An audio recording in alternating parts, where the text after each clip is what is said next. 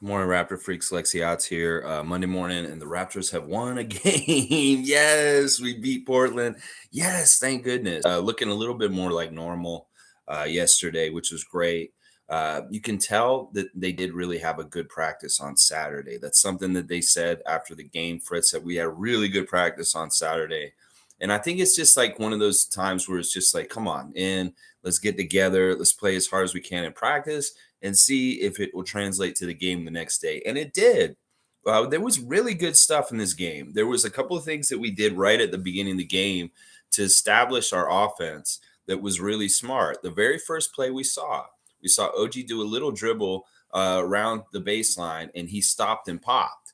He took space in between the defender and him and like stopped and just went up with it and shot a really good high percentage easy shot to make the first basket for the game for us. And then after that we saw similar stuff with Pascal and Scottie also, um, which was really good. It's kind of like they're reading the space. And Nurkic was doing interesting things. He was kind of playing like Brook Lopez the other day for Milwaukee, as far as staying in at home down low in the middle of the lane, and he was really daring Scottie. Well, this time Scottie did the right thing. He didn't hesitate, and he shot, and he missed a few, but he made a few. And that really did have an impact. And if he didn't shoot it from the outside, he did try and attack, and that was really good. The offense just looked way more competent and was doing a lot of different things that I've been hoping they would do all along. I don't understand why you guys can't play like this off of each other all the time. It's the games where you guys don't use each other as helping each other get better shots that we struggle on our offense and we have really bad things happening. It's almost like if you guys could cultivate this every single trip down the court, you guys would be successful all the time. It's just really about getting some sort of MO about like sharing the ball, passing it a little bit between each other, and then boom, magic happens. There was a lot of two-man game going on. There was a little bit of two-man game going with Scottie and OG.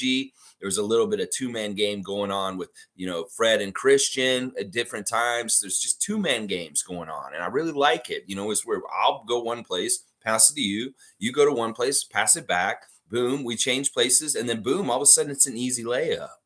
And there was a lot of that. And our assists showed that in the stats after the game that we did really well in assists. Let me go over the team stats first, because in some ways the team stats were fantastic. We had 26 assists. And I love that. I love that so much. 25 is my magic assist number. And I really do feel like as much as Shev's 47 rebounds was so important last year, this year, the 25 assists is in some ways way more important, because the defense can be really good and show up and do the things it's supposed to do, but the offense has not been consistent. We outshot them for most of the game. They ended up overtaking us percentage-wise by the end of the game, but we did make 6 more field goals than them in the end, and we had like 15 more shots on goal overall than them too. So very successful from field goals in that department. 3 points, we beat them in 3-pointers. And if you told me that this Raptors team that had been playing recently was going to go up against Dame Lillard and Anthony Simons and beat them at the 3-point line, I would have told you you're crazy. But they did beat them, 12 3-pointers to only 9 for the Trailblazers. And we even shot a better percentage, 39% from 3-point range. They only shot 30. That is fantastic. We beat them in a category that they very much probably should have beat us. Free throws, another category where they got more free throw attempts by the end of the game, but we made a higher percentage, and that really made up for that. We actually beat them at the free throw line, even though they made 3 more points. We shot 86%. They shot 76%. That was fantastic. The rebounds were even. It was a wash, 42-41. No big deal, but we did get 3 more offensive rebounds, which was really good. The 12 steals and 8 blocks by the Raptors last night. Huge, because they are causing turnovers. Once again, we play a team, and they have the highest amount of turnovers in any game for them for the season. This has happened to Phoenix recently. This happened to Milwaukee, and now it has happened to Portland. Hang on a second.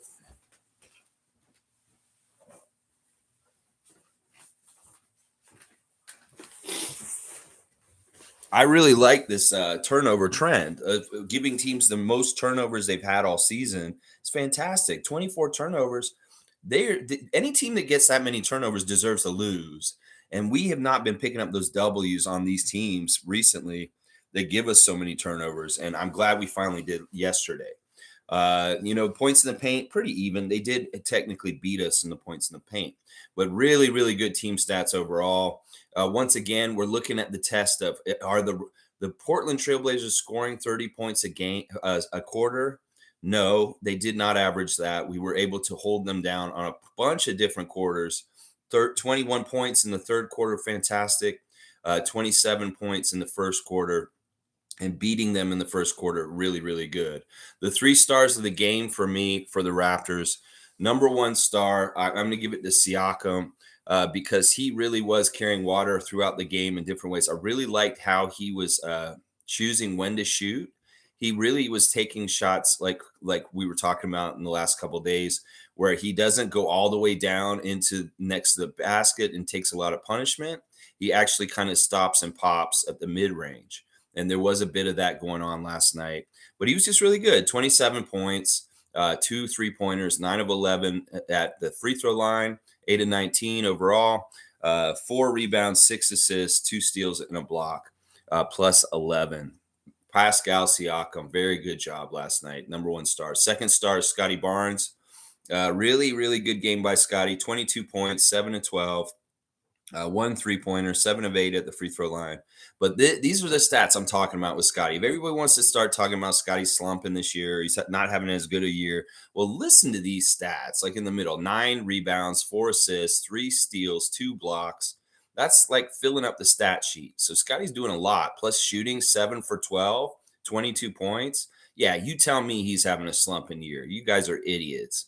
That if you think Scottie Barnes is having a down year, he's not playing well, you're crazy, because this man is playing very well.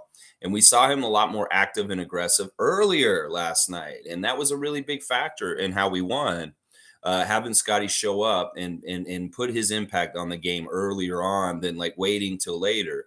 And this really was something about the game yesterday, that they all came out and tried the whole game and gave a good effort. In fact, we were beating the Trailblazers for most of the game. We had like a 19-point lead at one point in the second quarter, and they came back and got real close by halftime.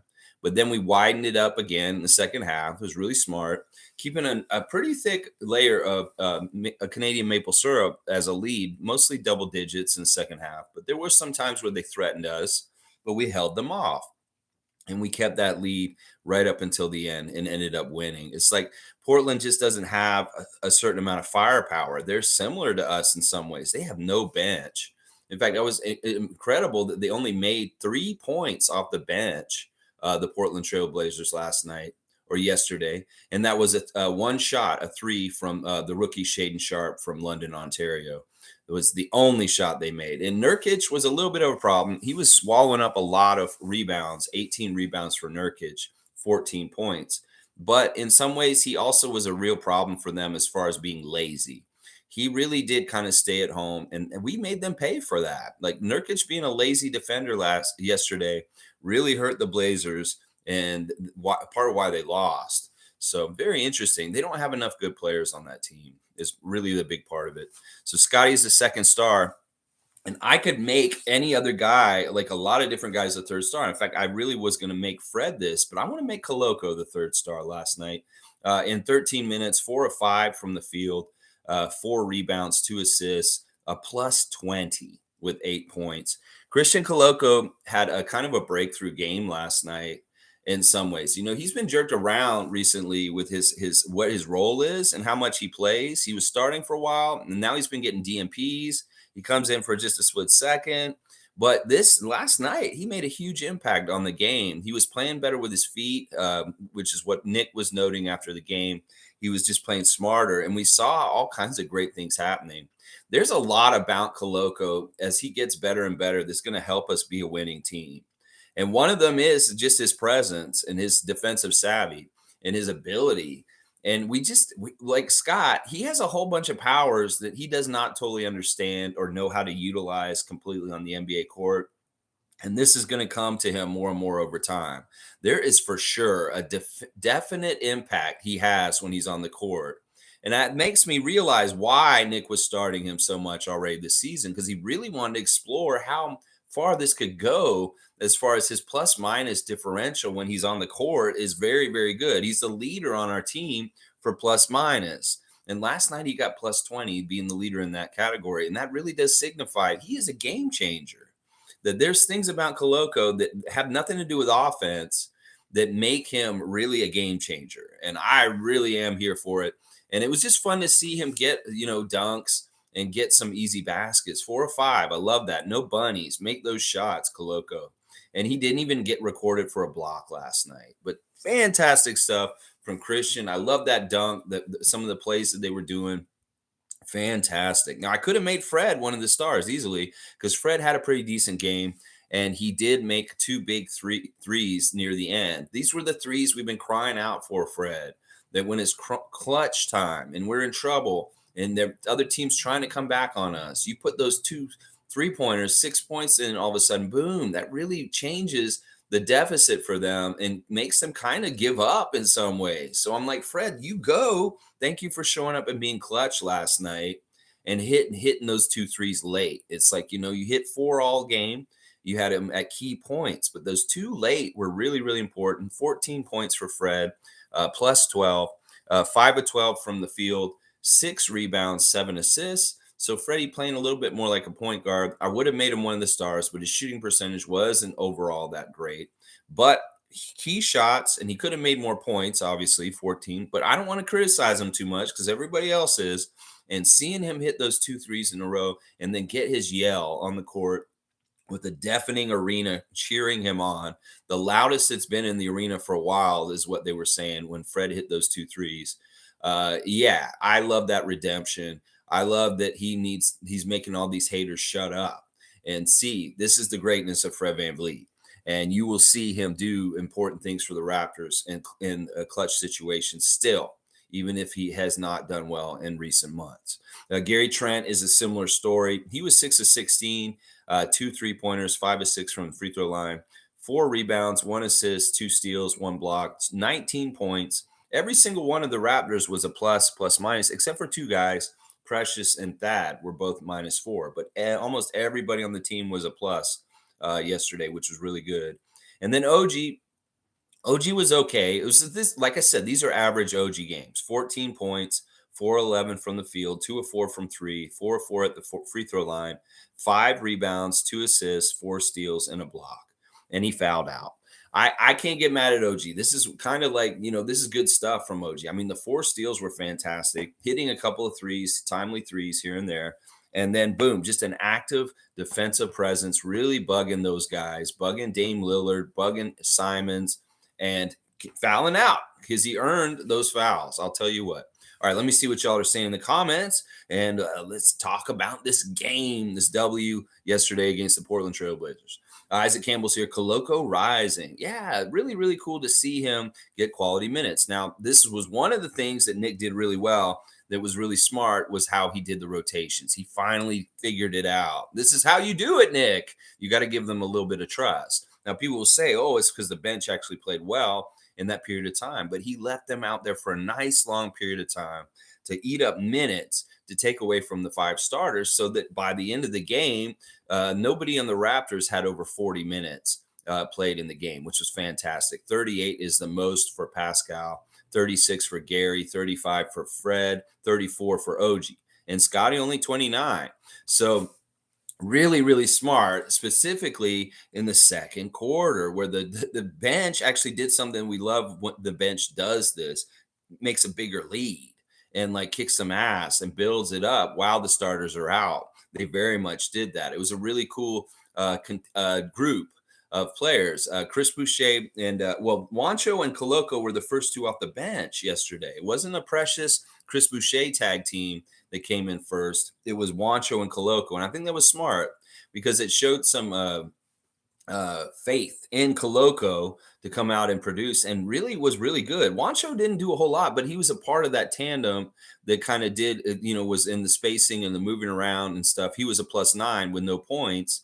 But Koloko really got some confidence from coming in at that point in the game. I really do feel like it. And then them playing with Gary Trent Jr.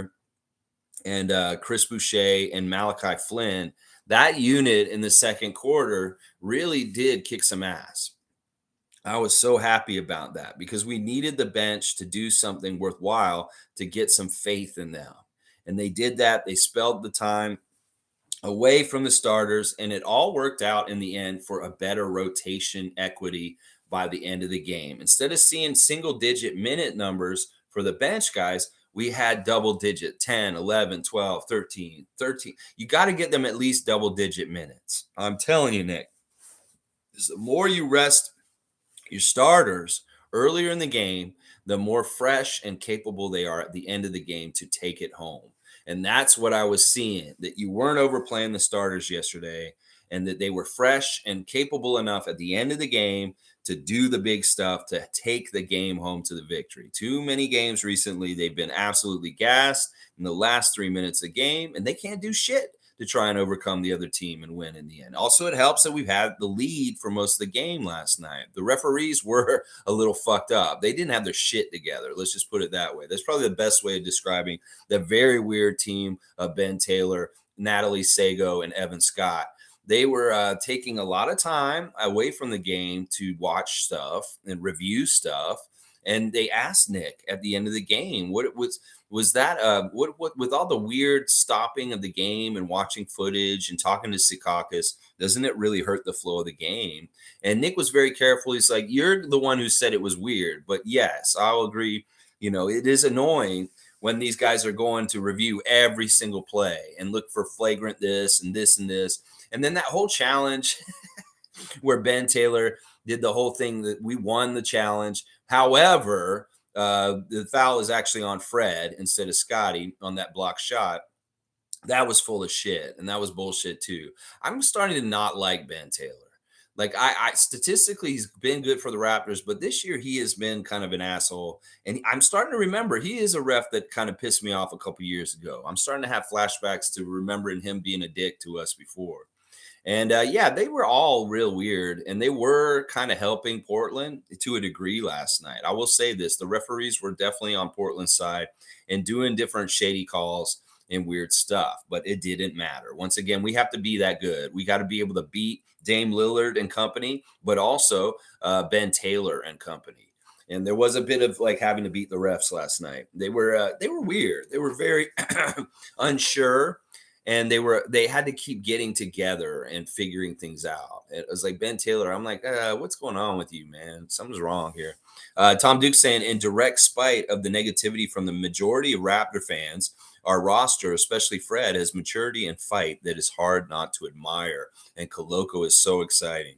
There you go, Tom. Yeah, I'm going around a little bit on Facebook groups this morning. Even though we won, there's all this stupid ass negativity and stuff. There's so many people that just shouldn't be making opinions about the Raptors because they don't know what they're fucking talking about. They're saying such crazy out of pocket shit. And one of the things that happened last night that a lot of people are commenting on is the little disagreement between Thad Young and Scottie Barnes that was caught on camera at halftime. They talked about it so much after the game. I don't understand. And if anybody doesn't understand what happened there, well, they told us right after the game, and there's nothing. Everybody wants to look at it and make a big deal. There's so many people out there that want the destruction of the Raptors, and they're looking and grasping for whatever they perceive or find. And they think that this is a big deal. This is not a big deal. Scottie, after the game, said, I love that. He's my guy. That was just a silly disagreement, something stupid. And, probably what it was is, I'm going to tell you right now, Thad Young being smart as a longtime vet in this league, a little bit firing up the youngster, is saying like, look, get inspired, get passionate. And if I saw anything between the disagreement between Thaddeus and Scottie, I saw fire.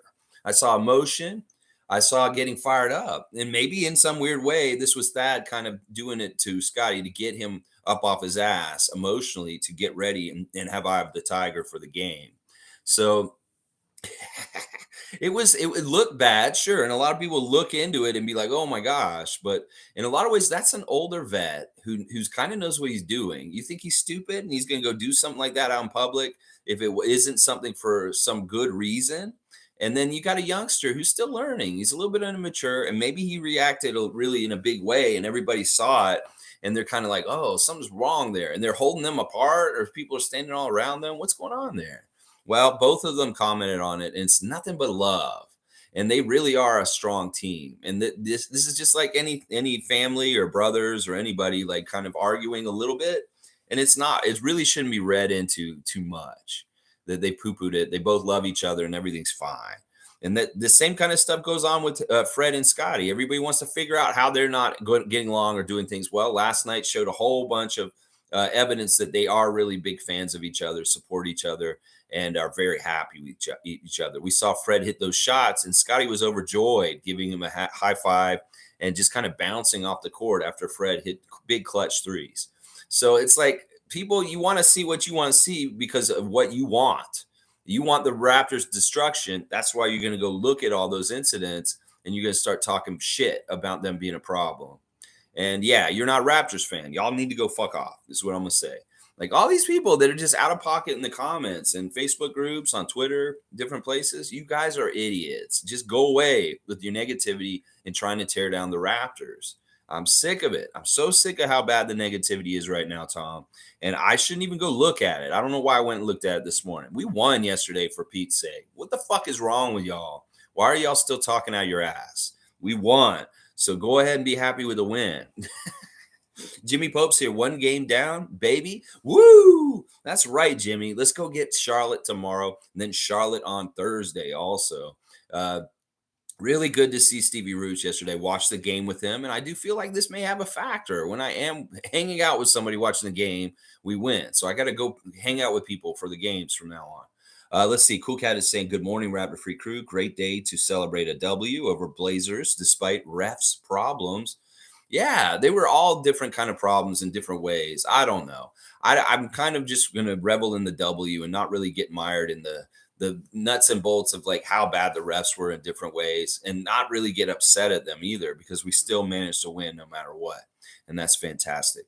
Evelyn's saying, "I love Scottie Barnes' aggressiveness." Yeah, Scottie, do this every single game. Don't wait. Just go ahead and be the man, and be the man in different ways. You weren't just doing it in the low post. You would take those open shots on the outside. You weren't hesitant with your three. You went ahead and took it when Nurkic stayed down low, and it paid off because that made him kind of like look stupid on defense. And he started like not being in the right place, and boom, it opened things up. You took two dribbles in and you take the shot just inside the 3-point line. That's an easier shot for you in some ways, and you can nail it. And yeah, I really do love Scottie looking for a shot and taking it and going after it, because he can get some points, really help us. And in some ways, it's true. He really is the key for us to be successful for the rest of the year. He can't be sheepish and young and kind of scared. He's got to be tough. He's got to be aggressive. He's got to be big and powerful. And we'll go better with him. We will do way better with that. Now, there's a new article on ESPN on the NBA page that has us on the front page. We are actually on the front and center page of ESPN in the States right now. It's by Tim Bontemps, and it's saying a major NBA trade deadline player hardly anyone's talking about, the Toronto Raptors. And he's going on about our situation right now in the article. It's kind of annoying, but it's also kind of complimentary, talking about how we are in really good shape. Our team is really well run, and we have all these assets, and how everybody wants OG is basically what this article is about. And that, they say some things that kind of piss me off. He says that Fred and Scottie are having down years or regressions. I think that may be fair to say about Fred, but that's not fair to say about Scott. Once again, I think that people that think that Scottie is having a regressive season are idiots, and they really don't understand how much more he's doing on the court and how much harder the stuff he's doing is. So yeah, there's an article on ESPN this morning about the Raptors. You can go read it yourself if you want. It's basically saying that we are a big part of the trade market this year, like we've been saying the last couple of days, and that we will determine things. In fact, there's some real power in that. Like if we were to trade one of our core guys, I would say trade them to the West. Don't trade any of our good players like OG or Pascal to any Eastern team. Go ahead and trade them out west. If we are going to do that, I don't endorse doing it. I don't like it. But if we were, I trade them to a Western team. And in some ways, you may actually help that Western team win the championship. So don't trade it to anybody in the East, is basically what I'm saying, Bobby Webster. There's nobody on the East we want to trade with. Trade to the West, San Antonio preferably. That would be a great team to be trading with, Jakob Poeltl. So who knows? I mean, I'm not a really big fan of breaking up our core still. I still think that like we saw yesterday, they're very capable, very good team. It's just they have not been functionally working right recently. And well, once they functionally start working right again, well, it could be a lot like last year. So it's so tough. I think I can see the light right now, especially if we can get the rest of these games this week. If we have a 4-game winning streak after Atlanta on Saturday, yeah, we're going to feel real good and we're going to start being close to 500. Then the guys will look at this record and say, we could just win a couple more games. We'll be above 500. Then boom, that snowballs. And then all of a sudden we're a winning team and we're in the playoffs again. So don't hold your breath, Tim Bontemps. We still have not decided what our season is. And we have a chance to pull this out of the mud, especially if we win this week. But we have to take it game by game and step by step, and we have to get W's. That's just a prerequisite for this to happen, is we have to be winning these games, especially this week, to a Hornets team that's not that good. And an Atlanta team we've handled pretty good at time this year. So, and we should have won against them in Atlanta too. You know that we should have won that game. Oh my gosh, when AJ Griffin hit that shot. All right, let's see. G saying, I love the Thad Scottie argument. Thad is a great vet. Sometimes that's needed to light a fire and get the team going. Yeah, I really do think that that's an aspect of what was happening out there. It was very in jest. It wasn't too serious. I know it looked like there was a lot of heated emotions, but this is the thing. Both those guys really care. And you could tell Thaddeus really cared about Scottie getting the point that he was trying to get across to him, as far as like, listen to me, guy. Listen to me, youngster. I'm the dude who's been in this league for over a decade and a half, and you need to listen to me. And Scotty's kind of like, he's like, but he's like, he's maybe hearing something he doesn't want to hear. And somebody who was lip reading was trying to figure out what they were saying. He's like, I want to get you ready, I think is what Thad was saying. I'm going to get you ready. And he's like, I'm going to get you ready, is basically what they were thinking was saying, the lip readers. So I don't know. Either way, it's poo-pooed and not a big deal, and neither party is upset, and they love each other, and that's all true. I mean, you could tell that. Scottie really does probably look up to Thaddeus a lot. Really does look up to him. G saying, having Koloko and Precious help the team. Better spacing, better ball movement, and rim protection, etc. really helps the flow. Yeah, there really are a lot of good things about it. I wish Precious did more yesterday. He was 11 minutes, 2 of 6 from the field. He missed both threes he shot, 2 rebounds, a -4, just 4 points. But he's still coming back. And the more and more we see of him, the more and more, he's just going to help us. If we had those 5 guys that start, we need Precious also, because he's the closest to their level coming off the bench. Him and Chris are such a great team. And yeah, we just need Precious to get more and more back to where he was. And Nick did talk about this in the last couple of days. He said, I'd like to get Precious back to 20 plus minutes per game, playing very similar to what he was doing for us last year. So he's trying to get him back to that level of minutes, and also just, that level of high play that he had at that time. And really, a lot of it has to do with the defense stuff and the rim protection that, like G's talking about here. But yeah, that aggressiveness, the ability to burst and try and attack the rim at any time, that is a really, really good thing too. And I'm just glad that these guys are back, Precious especially. But yeah, Koloko playing a little bit better right now. That's fantastic. It will all help us in our quest to get on the right side of 500. Jimmy saying 2 super good blocks called fouls. They changed one to a foul on Fred, laughing my ass off, 40-foot attempts. Yeah, that block by Scottie, really good block. Shouldn't have been a foul. And then, yeah, there's always a Koloko foul that should actually be a block. And like I said, that's one of the ways they're trying to hurt him for being in the blocks leaders. Koloko should be in the blocks leaders every year. He should have been the blocks leader this year, but they're they're shaving blocks from him by turning them into fouls. And it's so bullshit. It's such bullshit, because honestly, he'd be in the top 10 in blocks. They just don't want his name to be up there. And that's why they're calling fouls on him. They're saying, you're rookie. We don't give you any respect. There's maybe blocks in a year or two, but they're not going to be this year. You're getting initiated as a rookie in the league. Not only that, you're on the Canadian team and you're a rookie. Well, you're not going to get any favor with these calls. We're going to call fouls on you, even though they are clean blocks. And it is going to be something that it's going to switch. And all of a sudden, everybody's going to see him in the leaders and blocks in the NBA and be like, whoa, where'd this guy come from? Well, motherfucker, he's been doing it the whole time. It's just the refs have been handcuffing him and giving him fouls when he should be getting blocks. Because the blocks and the steals are a very interesting category because, usually the people that lead it only get like two a game. Like they average around 2 a game.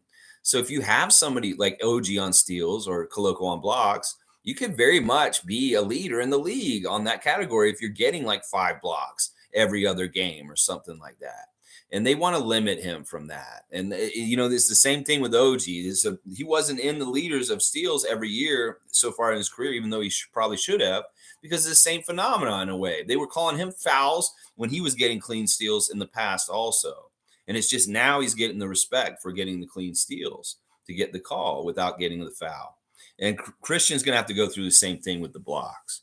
And it sucks because you're right. He got a block last night, but he got a foul called instead. And he didn't get any blocks added to his stats last night. That hurts his block average. So it's bullshit. He should be in the top 10 in NBA blocks, but they're calling too many fouls. Naco the Nacho is here. Scottie, Pascal, and Koloko were our best players. Not yet, at least, but Koloko is that center. Yes, he's saying the same thing that I'm saying, Gerald. Gerald, you want to come by and watch one of the Charlotte games with me this week or go to one of those games? We should figure it out. Let's go to one of the Charlotte games, you and me, if you're free on either Tuesday or Thursday. How about it, Naco? Let's figure it out. Let's go to a game. I was talking to somebody yesterday who was saying that, Gerald and I haven't been to a game together since before the pandemic. And maybe we need to go do that, Naco. Seriously. Let's see. Kareem Thomas is here. He's saying road to 59 and 23 continues. Wow. I love that. I'll be at the game tomorrow beside the tunnel section 106, hoping we beat the shit out of LaMelo Ball and Charlotte Hornets so both my 18-year-olds can finally shut the fuck up. Yes, Kareem. These youngsters love LaMelo. He's just so flashy and so interesting as a player. Not very fundamentally good in some ways, but boy, can he do flashy stuff on the court. I haven't done any preview look at them yet, so I have no idea where they're at with injuries and stuff. Fred said that they're a hot Charlotte team right now in an interview, and I'm like, I don't believe that. But, well, I'll have to go and look and see what they've actually been doing recently. I know that they've had ups and downs, and there is still people that have not been healthy, and people, there's still the Bridges controversy with them. And I'm not even sure. LaMelo's been hurt a lot of this season too. So I'm going to go look and see where they're at. We'll have it tomorrow for the preview. But that's cool. Kareem will be at the game tomorrow. You go, Kareem. And that's a great section to be in over near there where they come out the tunnel. Very fun place to be. Be very loud. And yell things at the Hornets, funny things at them. Because you are a very funny guy. I'm sure you could come up with some really good insults on the way out when LaMelo's coming out. Randolph Phillips is here. Good morning to Randolph Phillips. Good morning to our beloved Raptor Freaks most informative gang. This victory was like taking the lid off of a hot pressure cooker. What a relief. Looking forward to the next game. I love that description. I think that's true. There's been a lot of pressure on us recently. We need to get a little bit of a breathing room. And we got a little bit now that we beat Portland. I also love, like I said yesterday, Portland came to our city last year and they disgraced us. They made us look really bad by doubling us up in the game that we played on Sunday. That was very bad. It was a game that was after a road trip. We just come back and there were no fans in the building because it was around this time last year. And there was no fans in the building at the time. And the building was very, very cold inside the building. I remember them saying that the building felt really cold inside it. And the players were having a hard time just warming up and getting going. And really the Raptors having a huge hard time. And by the third quarter, it was like 60-30 or something.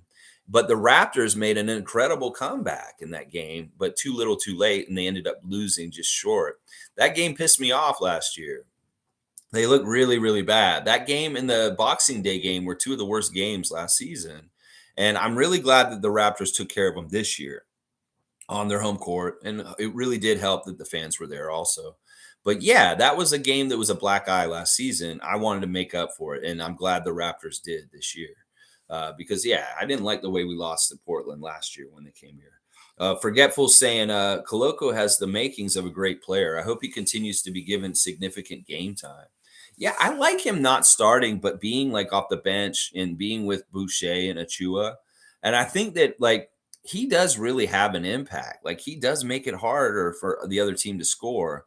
It's just he's got to clean up the little things. Like he's really got to figure out his footwork and where he is at all times. And the more he gets better at that stuff, I'll feel more comfortable with possibly starting him. But right now, I still don't think he should start, even though he started him earlier this season to mix results. Yeah, it's just this kind of thing where it's like he can be very much like vulnerable to being capitalized on by the other team. If they have a good scheme, they have a good vet, a big on the other side, they can really outvet him and do things that screw him up and really put us at a bad disadvantage from the start of the game.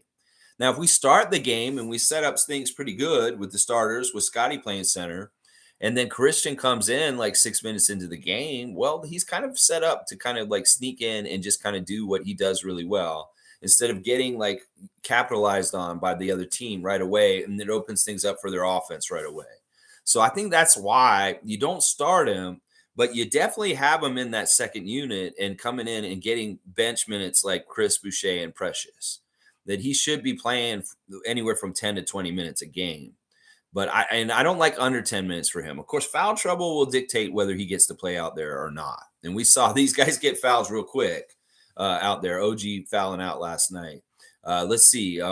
Jimmy's saying that maple syrup, baby. Yes, that thick layer of maple syrup. We just need a 10-point lead. We need at least a 3-possession lead because the referees will do some manipulative shit at the end of the game and try and help Portland get going and figure it out right at the end. And we had a good enough lead at times. We went shrunk, we built it back up, shrunk a little bit, built it back up, and that was good. And we didn't need Portland taking over the lead and like us having to play from behind all of a sudden right at the end of the game either. So really good job staying on top of things, Raptors yesterday. Really, really good job. Nick Nurse saying Nurse wasn't satisfied with that challenge call being called successful. The game was called a failed hit job attempt. Well, hopefully there's many failed hit job attempts. I mean, there's a lot of times where the refs do not want to help us, and they're definitely helping the other team, but we still win. And that's the good thing. It's like, listen, they can be a factor in little ways, like on very specific plays, but we don't want them to be the factor of whether we blame ourselves for winning or losing. We really want to make it so that they're non-factor in this. And that's by taking care of every single thing the Raptors can take care of possibly to ensure that they'll win.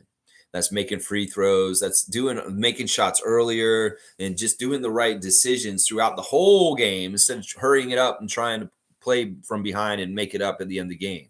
And the refs are just a factor of the landscape. They're going to be bad at times, and we just have to factor that into the equation of what we have to do to overcome it.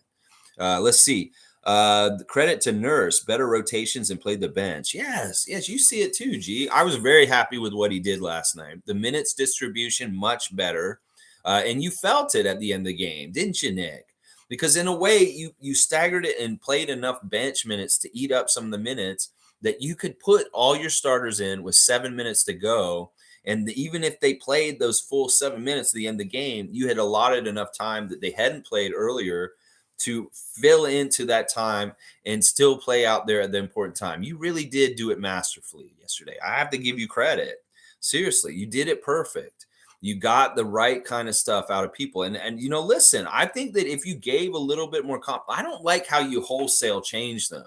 That's the one thing I would change is you could make it more like, have one or two starters out there instead of just Gary. It was like you had the bench out there with Gary, and it was kind of smart thinking because Gary is probably our best offensive player as far as getting his own shot and making sure the offense can keep going.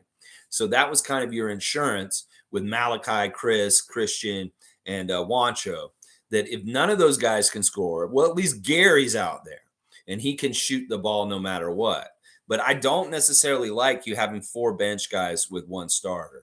I still think you should have like 3 bench guys with 2 starters, or 3 starters with 2 bench guys, and then let the bench guys not just have one little section of the game where they're out there and then it's always the starters otherwise.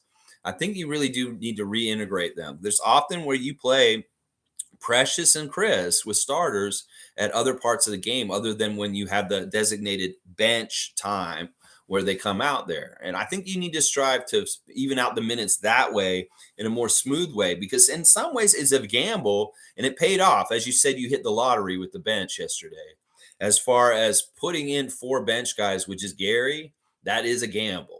And it worked out yesterday, but it may not a lot of times, and then you'll lose confidence in them. So that's what I'm saying. Temper the loss on that by just putting out 2 or 3 of the bench guys and not 4 all at once. That's the thing that's risky about what you're doing, is that this is a talent drop off when you put that many guys from our starters out and you put that many from the bench. That is sometimes why they struggle, is because there's too many of them all at once. And I'd rather you bring them in and stagger them all around the way. But that really good job, honestly, really good job overall. But that gamble on that bench unit in the second quarter really paid off, but it could have gone the other way also. We know that. And Fred gave all the credit to the win to those guys. He said basically, like, the second quarter, the bench guys, they won the game for us last night. And we need them to do this all the time going forward. And I agree with you, Fred. We need that bench team to spell you guys for good minutes and be very capable. In fact, if they increase the lead, that's fantastic, like they did yesterday. Lion Hunter saying 30 minutes before my work meeting, just wanted to say, who else noticed Scottie and Freddie chest pumping after those 2 threes? And people say they don't get along. Nonsense. Win the next 3 and we can salvage the season. I love this. I love this. Lion Hunter once again being very positive, and I love everything he's saying. I agree. Like, look at the friendship. Look at the way they were celebrating together. It's like there's no problems on this team. I think that people get really misconstrue Scottie, because Scottie is so expressive. Scottie makes a lot of pained faces. Scottie's just like not very good at having a poker face. And any little thing in the world, like whether it's a ref pissing him off, he's like, or it's like, he's always maybe cringing. Like he's like, this is bullshit, or something like that. We really are reading into his face too much. And he's just an expressive dude,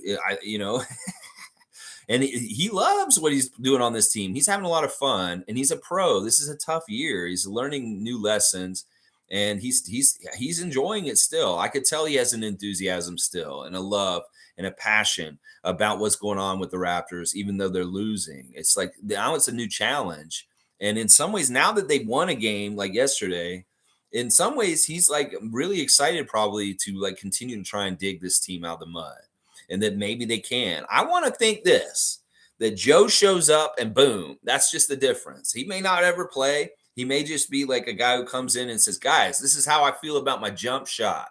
I love it. I'm so good at it.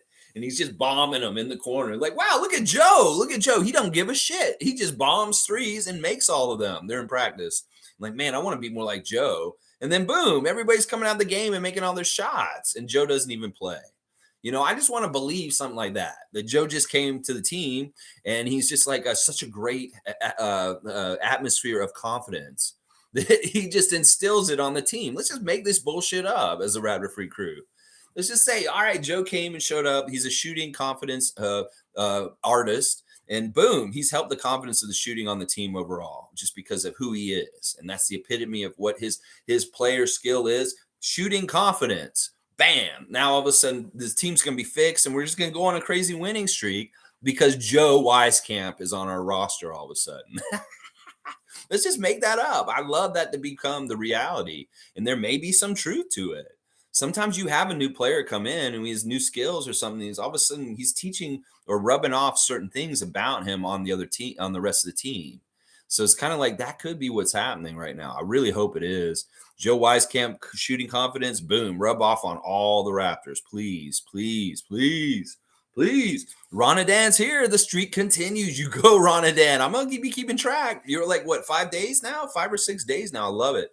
Let's see. Ronadan saying, Koloko. All right, hang on. It jumped a little ahead. Koloko is a rookie. He's that center, long mobile center that the team is looking for. Not really sure why some fans are throwing him under the bus. Who's throwing Christian under the bus? That's crazy. Why would anybody throw him under the bus? That's crazy. You know, I thought they were throwing on everybody else on the team under the bus at this point, whether it's Nick Nurse, Masai Ujiri, Fred, Scotty, Pascal. I haven't heard anybody throwing Christian under the bus. Man, those are some really crazy fans if they're coming after Christian. Yeah, that's nuts, Ronadan. Yeah, that is not good. Those are really bad fans then. No, he is fantastic. And like we have to be patient. Once again, we got to treat him just a little bit like Scott and be patient. There's going to be ups and downs. He's not going to be completely just all the way like he's just going to be fantastic and keep getting better and better. There's going to be some ups and downs with Koloko, and they may be even longer and like more ups and downs than Scotty. Scotty may have a little bit less time where he's inconsistent with ups and downs. Koloko, it could be like 3 or 5 years. You know, there's no timetable with big men. So you got to kind of see how it works. And maybe hopefully because he's a young man that has a very high aptitude and he's very much a nerd as far as school, he likes to get straight A's and he's an honor student, that maybe he will be faster than the average center because of his aptitude, his innate hunger to learn as quickly as possible. This all may be factors for him to become a more steady center in the NBA quicker than maybe the normal center coming into the league. So hopefully that's true about him, just because he is such a hardworking academic in his past in his studies in school and stuff. So G saying fans throwing Koloko under the bus honestly have no concept of basketball and development in town. I don't even know why they could be getting mad at him. What is the reasoning? Like, what did he do last night? What's wrong with plus 20? What's wrong with 4 or 5 from the field for 8 points? Yeah, these people are idiots. And I don't even know. Like, why are we bringing them up? These are obviously idiots if they're coming after Koloko. There's no reason. Fiercey's here. Good to see Fiercey. Salsera, a great Raptor freak. Always good to see you, Fiercey. Good morning, fam. I was so happy for Fred when he hit those threes. Oh my gosh, I was so too. I was like, yeah, you go, Fred. You tell those fucking haters.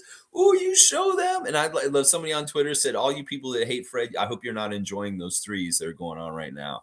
I was like, yeah. And also, Fiercey saying, excited to see Koloko's development in the upcoming years. Yes, there's so much to look forward to. And you know, it's going to be fun. He's going to be very good. And I just love, there was a couple of lobs last night that were really fun. Like Precious got a lob, and then Koloko had a very nice lob also. I love seeing that kind of connection between our team. In fact, that may have been the biggest problem with the Raptors this season is connectiveness. It's like these guys are really good in isolation. You know, go ahead, Pascal, do your spins. Gary, do your side steps and do your isolation stuff.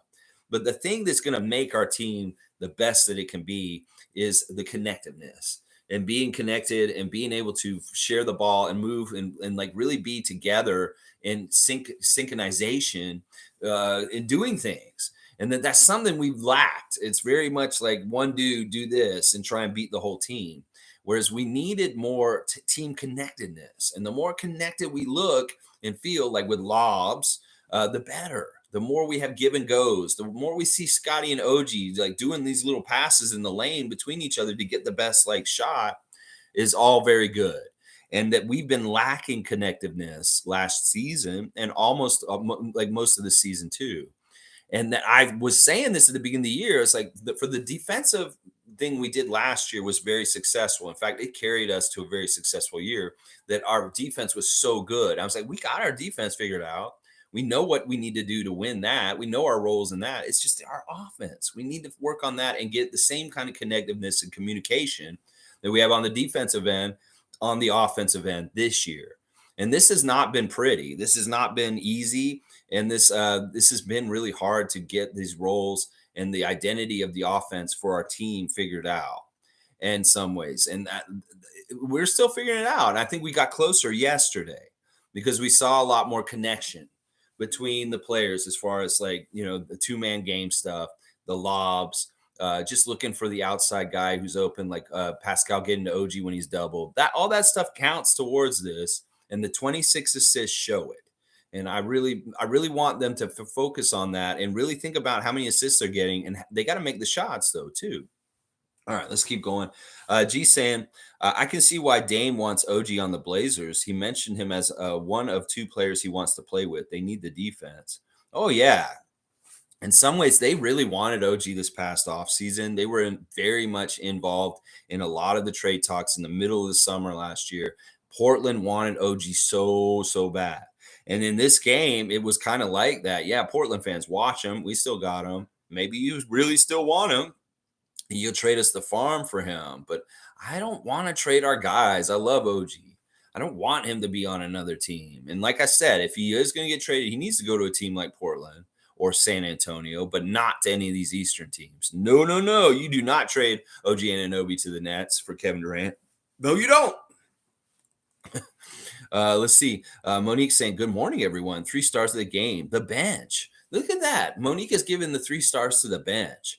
I have no problem with that. In fact, the fact that they were a big part of winning the second quarter and doing things like what they did then, it was a really big deal. And I'm really glad about that. And it was really crazy that they bring them out and they put the starters back in and they cough up the lead that they built by the end of the half. I was like, that's annoying. It's like starters, what are y'all doing? Like the bench that did all this work and made a big lead for us, 19 points, and you come back in for them and you squander that lead and get it down to like 3 by half. What are you doing? Like the starters did the bench did so well in the second quarter, and the margin was too close by halftime. And that really was the starters came back in and they let the Blazers go on a run because they kind of there were a couple of offensive droughts for the Raptors at different times yesterday, and we weathered them, but they were ugly and scary. And I was just like, it's a good thing we had leads when those were happening too, because the lead just would shrink a little bit, but they would never get over us. And that was bad when like Matt Devlin saying the Raptors haven't scored in the last 4.5 minutes of the clock. And I'm like, no field goals in that time. That's not good. We don't need that. G saying some fans are addicted to being negative. I think they actually like losing just so they can lash out. No, this is true. This is a real phenomena. This has been always the case that there's people that root for the Raptors only because they're from Toronto. They don't really like the team, and they're just like they're Toronto sports fans, and they just root for the Raptors because they're sports fans and their city is Toronto, but they don't necessarily care about the Raptors or the NBA in general. And that they do get glee from kind of like stabbing them in the back when they're not doing well and kicking them around.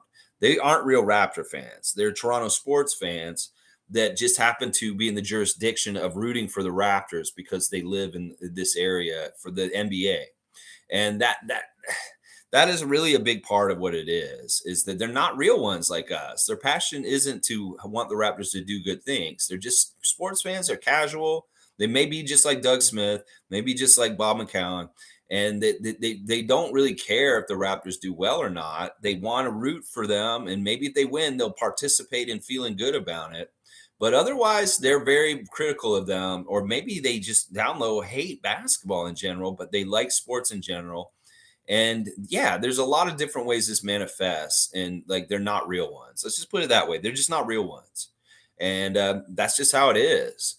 And some of these people, it's very true. They're just so sad and pathetic in their own lives. They have nothing they can control in their own lives. Well, they feel like they can control something that means something or is important by being assholes about the Raptors instead, and being very critical about them, and maybe a reflection because of something in their own life they can't control or do anything. So it gives them a feeling of power to kind of be like this too, G. So yeah, there are a lot of not real ones out there, and that's why they won't like my channel. They'll be turned off by it, and that's why the real ones do stick around and come here. So Nick Nako's saying, I think we're still in limbo for the season. Future still looks bright. Yeah, we're just going to take it game by game. If we can get close to 500, I want to see where we're at the end of this month. If we can be near 500, like closer than where we are now, and be like maybe 1 or 2 games below or right at or above, that'd be fantastic. I mean, we really need to look at 500 as being the gauge for whether we're tanking or like stealth tank, not tanking, but losing too much, or we have an actual chance. We really got to see how close we are to that watermark of 500. And right now we're like 4 or 5 games below 500. That's not good enough. Got to change that this week. And if we can get really close to 500 after this week, Well, let's go. Let's keep going. That's the way they'll look at it and be like, well, we're this close to being above 500. Let's go ahead and push right on over it, even if we got to play some really top teams and beat teams that we've had trouble beating this year. Well, we win a couple games in a row, 4 games this week. And then next week, when we start playing, I forget who we play on the road first. I think we go to places like Milwaukee and Boston and stuff. Yeah, so there's some big games coming up. And maybe right around when we're trying to get over 500, we got to play some big top playoff teams to make it really over that. But if we can beat Charlotte twice and Atlanta on Saturday, that's 4 games in a row. That gets us so much closer to 500. And that's really how we got to gauge it. Let's see. Cool Cat saying Koloko is improving. You can tell we are developing him day by day. We have a good team. Koloko is also a fast learner. Next year, Koloko will be a menace. No need for drastic changes. Totally with Cool Cat. I love everything she's saying here. And I think you're right. And it's weird because like I said, it's been erratic what he plays. DMP starting, a little bit off the bench. I still want him to go down to 905. I think that it would really help him if he went down there and just got a taste. And maybe we could see him operate offensively more and like really getting the ball a lot. Like I'd love to see him get like 20 shots in a 905 game and play like 40 minutes and see if he can stay out there without fouling and also see what kind of stats he can amass in that environment with a lesser talent where he would really be the big fish in a small pond. So send him down there, Nick. Send him down there. They're playing today, actually, talking about 905. Let me do the preview for the 905 game today. They're playing the Capital City Go-Go today in here in Mississauga. Our referees tonight are Robert Hussey, Catherine Chang, and Kaz Beverly. Robert Hussey actually has a profile. He's in his second season as a referee in the NBA. He was born in Queens, New York in 1993. He resides in Orlando now. His favorite show is Chappelle's Show. He likes Marvel movies. His favorite musician is J. Cole. His favorite book is The Four Agreements. He's the guy who likes the very specific Jamaican meal of ackee, yellow yam, green banana, dumplings, and fried plantain. He'd most like to visit Iceland and see the 7 wonders of the world also. So, yeah, Robert Hussey is the vegan referee. We saw him in a Raptors game recently, but he's the head ref for the 905 game against Capital City in Mississauga today. Now, I'm not sure what time that game is at. I should probably look up what time that is. But, yeah, there's a 905 game today, guys, to watch. Maybe I'd be awesome if they said today on Twitter that Koloko's been assigned to 905 today, and he's going to get to play a big stint today against Capital City. That'd be fantastic if y'all did that, Raptors. You can do it. Why not? Give them some more reps. Y'all are in town. They don't have to go anywhere. Send Koloko out there and give him a game today. Why not? Send him out there with Delano. I think that would be smart. Jimmy saying that was the emotion I was talking about between Scottie and Thad. Pure passion. Yeah, they give a shit. I'd rather them give a shit than not give a shit. You know, that they have an energy like that. It's like, oh, I want to fire you up, Scottie. I want to make you care, is what Thad is kind of like what he was doing in that moment. It really was the energy that I was feeling there. He was like, no, you come here, Scottie, and listen to me. I'm going to make you care. I'm going to get you ready for playing the second half. Maybe you came out and played really good in the first half, but I want to make you ready. And this guy's like, no, come on, man.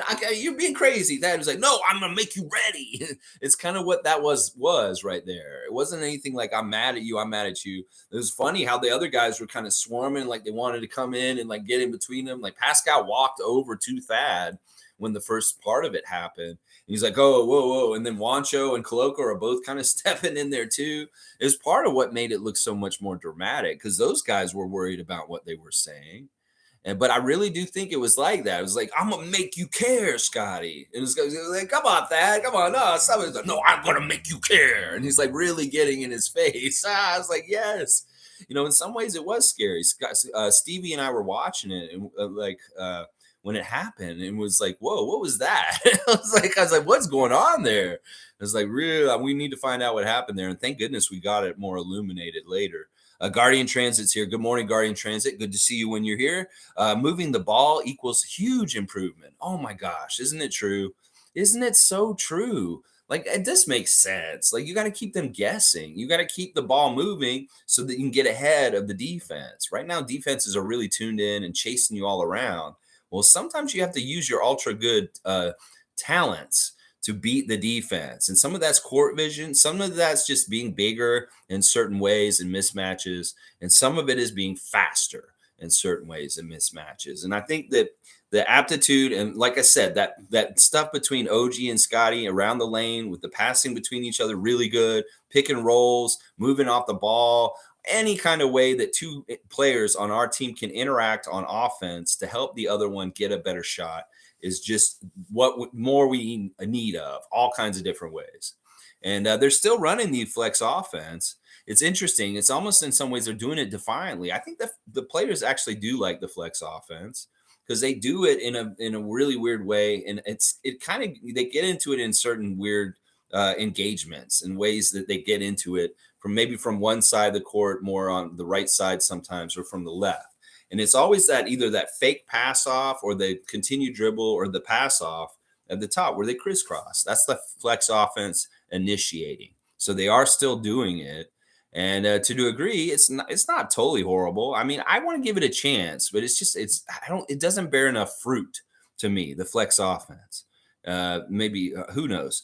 Let's see. Fiercey saying some people or reporters feed off stupid shit stuff. Sorry, I shouldn't put the cussing in your words. Such as Scottie unfollowing Fred or arguing with Thad during the game. As fans, let's not fall into these traps and focus on our main goal. Yes, I like that. Yeah. Well, I mean, it does feed the fire of these idiots and what they want to talk about when you see something like what happened at halftime. But they made it very, very clear. In fact, there was a lot of kind of putting out dumpster fires last night in the interviews, whether it was Scottie and Dad clarifying what happened between the two of them, and they have no problem with each other. They love each other very much. Or Fred taking the moment at the end of his interview saying, "Is that all the questions? All right, well, I have something to say." And laying it all out about the contract situation that's come up this weekend. In fact, Fred gave us the full truth and nothing but the truth. That this has been this way. He hasn't officially, formally been given the offer. That they mutually decided to wait and just do this because it's in the best interest of the team and himself to not make this deal earlier, and that he doesn't talk about any of this, that he's fully with the team. In fact, he's on the books for us next year. So he's signaling that he's going to be a Raptor next year, no matter what, is what he's saying. And so it was really good that he did all this and said all that. And of course, the people that hate him, they're going to misinterpret what he's saying and say all kinds of bullshit about what he said. But he said the right things to me, as far as I'm concerned.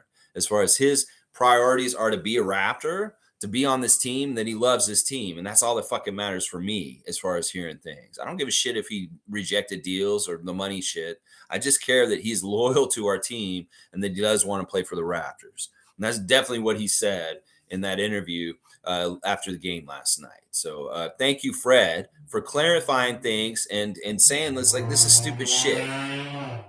So it's like, yeah, he had to put out his own dumpster fire. He said, you don't want to talk about it anymore. And it's stupid. There's no reason to bring this up right now. It's just people bringing up stuff that was not news because it was known all along.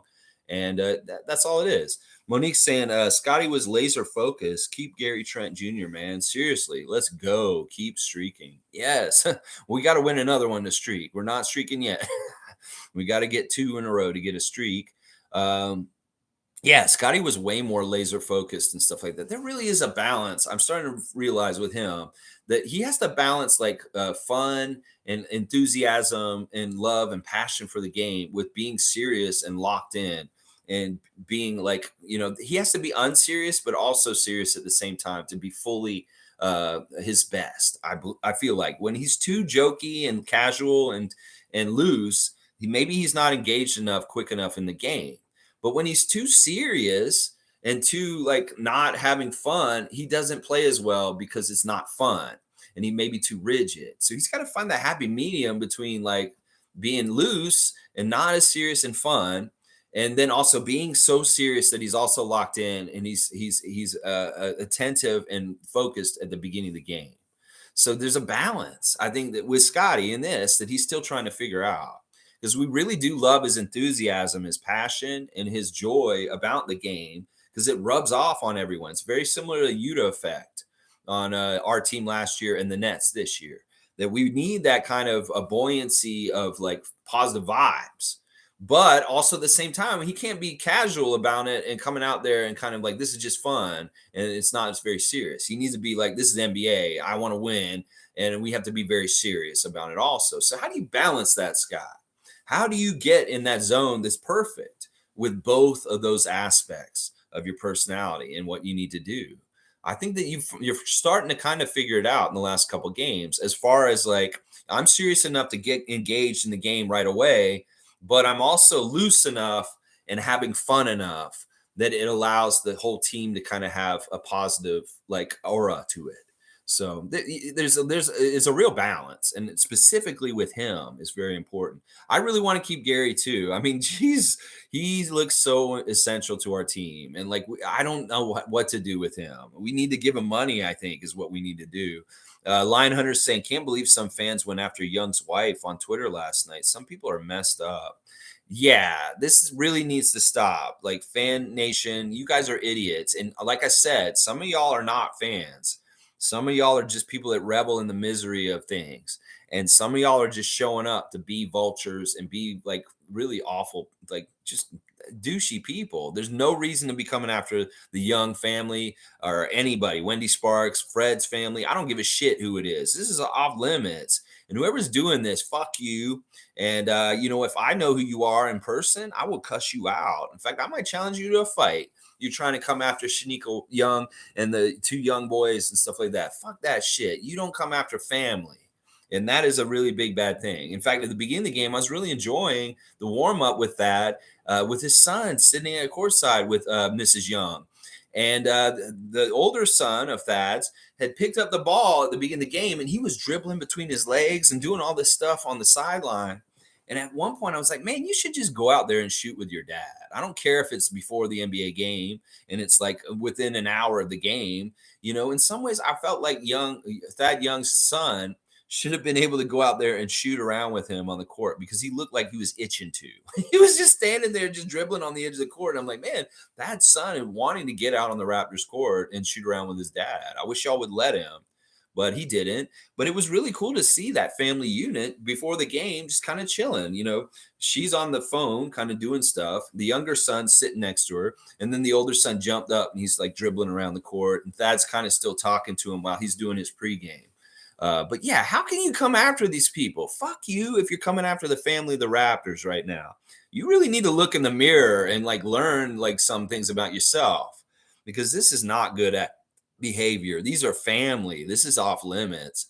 And if this is some sort of trend that's going on right now with fans going after players' families, this is really bad. And it needs to be cutting out real quick. We don't need to be doing this kind of stuff here. If there's other fan bases that have these problems with this kind of issue, I don't want our fan base to be one of them. We're better than this, Raptors fans. And if you are doing this, you're not a Raptors fan, and I will fuck you up personally if I find out who you are in person, in real life around Toronto. Yeah, you have this 6'4" man after you kicking your ass. Yeah, if I find out who's talking shit to Mrs. Young, I will come after them. That is messed up. I don't like that. Jimmy Pope saying, I'm considering going to one of the Charlotte games. Yeah, I am too, Jimmy. Listen, maybe you and I should go to the game, man. Listen, I could get some tickets. Nako, anybody. Somebody want to go to the Charlotte games with me this week? One of them? Let's figure it out. Let's go. I'm all about that, because it may be fun to get a bunch of Raptor freaks together and go to one of these Charlotte games this week. Let's figure it out, either Tuesday or Thursday. I'm wondering if tomorrow might be the better day. I'm not sure. I have to figure out my schedule exactly this week. Maybe tomorrow's the better day, but let's talk about it. And maybe we'll do this at the last minute. We'll get it together tomorrow, and we'll make a plan to meet at the arena, and I will get us tickets and we'll get in there. And yeah, we'll figure it out. So if anybody's interested in going the game with me, write it in the comments and we'll talk about this. G saying, Lion Hunter, that's why I went on some lives and called it out. How immature and lame are some people? Yeah. Keep calling them out. Do what we do. And this is part of what we do. We fight the good fight against stupid shit like this. Really, really bad. We have to be a counterbalance for horrible fans. We have to be the good fans and the role model fans, the ones that are doing the right things in these situations. If they're fans doing this shit, we need to be the counterbalance. And we can. Tom Duke saying, these whiny fans and media just ignore the good Raptors the good the Raptors do and interviews that address their concerns. Love Fred VanVleet setting the record straight on his contract, and Thad and Big Four love each other. That's right. All of that is true, is what Tom's saying, and that these people just want the drama because they love it. And the Raptors, this is part of the reason why we have to be good all the time to shut this stupid shit up. When our team's not doing as well, then this noise starts happening and it gets it more harder to kind of navigate things with the team because there's a lot of stupid bullshit noise. And when we're winning, a lot of that noise goes away because people just are like, yeah, they're sailing tight ship down the road. But right now there's trouble and people are picking apart at it and trying to make the trouble even worse. And these are people that are not Raptors fans or people that want the Raptors to do well. And you can find it out by the way they act in this way, in this time. Yeah, they think they're funny. Oh, they think they're comedians. They make little jokes. Oh, I'm just trying to be funny. Lighten up. Fuck you. You're trying to be funny. We're in a bad place, and your joke is insensitive, and you're full of shit, is what you are, is what I'll say. Monique's saying, I'm going tomorrow as well. Congratulations to the Raptor on 1,200 games. Can't forget. All right. Yeah. Monique brought up the Raptor. I have a tweet here from the Raptors from 16 hours ago. Congratulations to the Raptor on reaching 1,200 games. Shout out to your friends for pulling up. Really fun to see all the MLSE mascots there celebrating Ace, Carlton, Stripes. Stripes is a really underrated mascot. He was a fill-in for the Raptor for a year when he tore his ACL, and he came to all the Raptor games. He was the backup. He's the 905's Raptor mascot, Stripes. And I met Stripes. He's a really cool dude. I met him when I met Muggsy Bogues. But yeah, really cool to see that birthday party. There's always fun with the mascot birthday parties. I remember going to a game when the Raptor had a birthday party for himself. It may have been like 900 games or 1,000. I don't remember. And they had other teams' mascots there, and they had a birthday party where they played like musical chairs. They did all kinds of crazy stuff at halftime. And it was so fun. It was like one of the best halftime shows ever.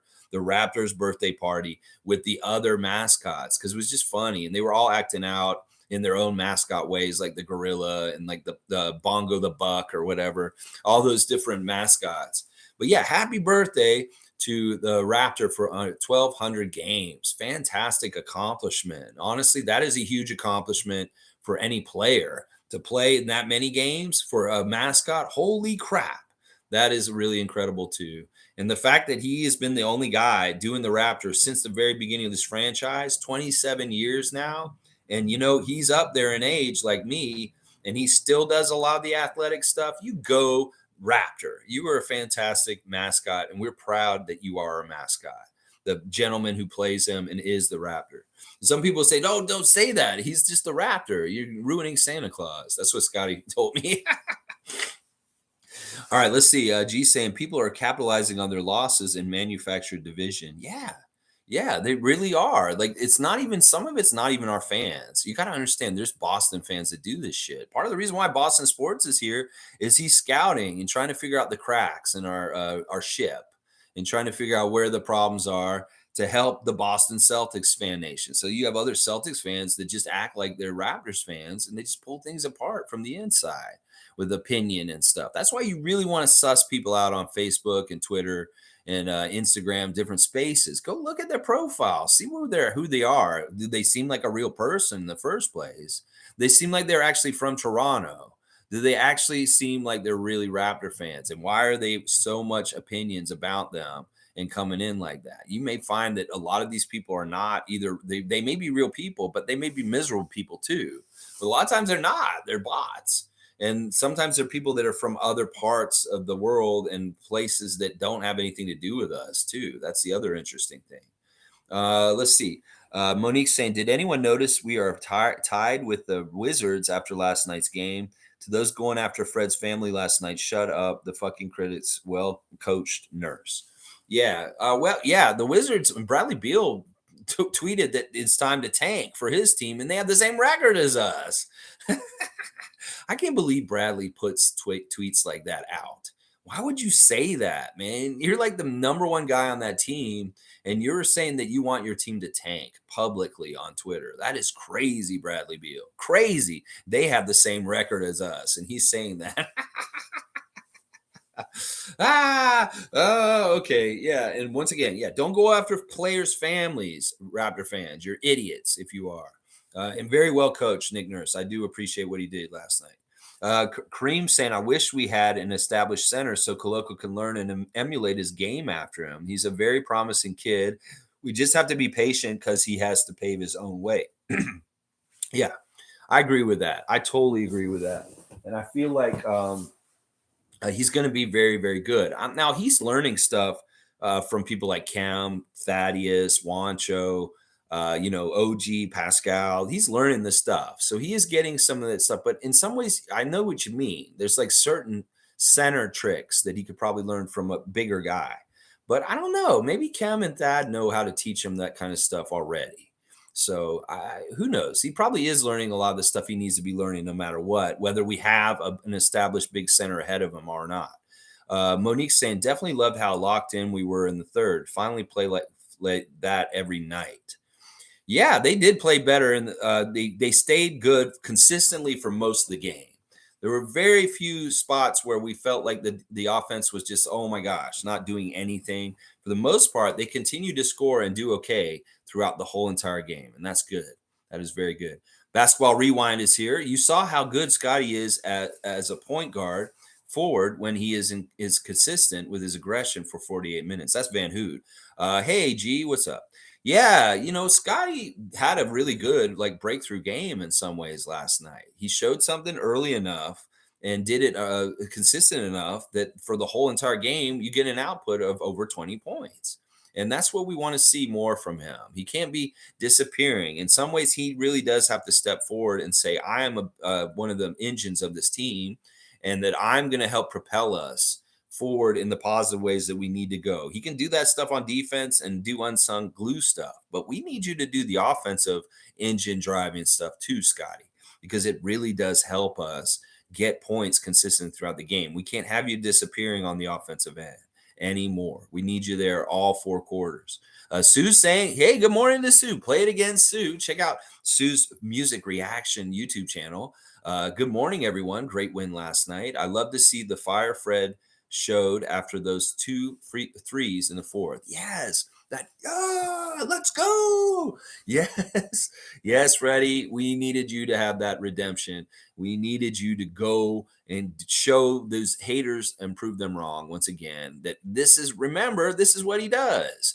And I love that Chauncey Billups came out before the game and said so many nice things about Fred. In fact, Chauncey, after the game, said so many nice things about our team. It's really interesting. And him and Nick Nurse obviously have a good friendship because they actually like shook hands and gave each other a little hug at the end of the game. And Nick often is just like hightailing it out there and not even acknowledging the other coach. There's a lot of coaches in this league I don't think Nick has any respect or wants to talk to, but Chauncey is not one of them. And it was very interesting to see that Chauncey and Nick interacted at the end of the game. That was pretty cool.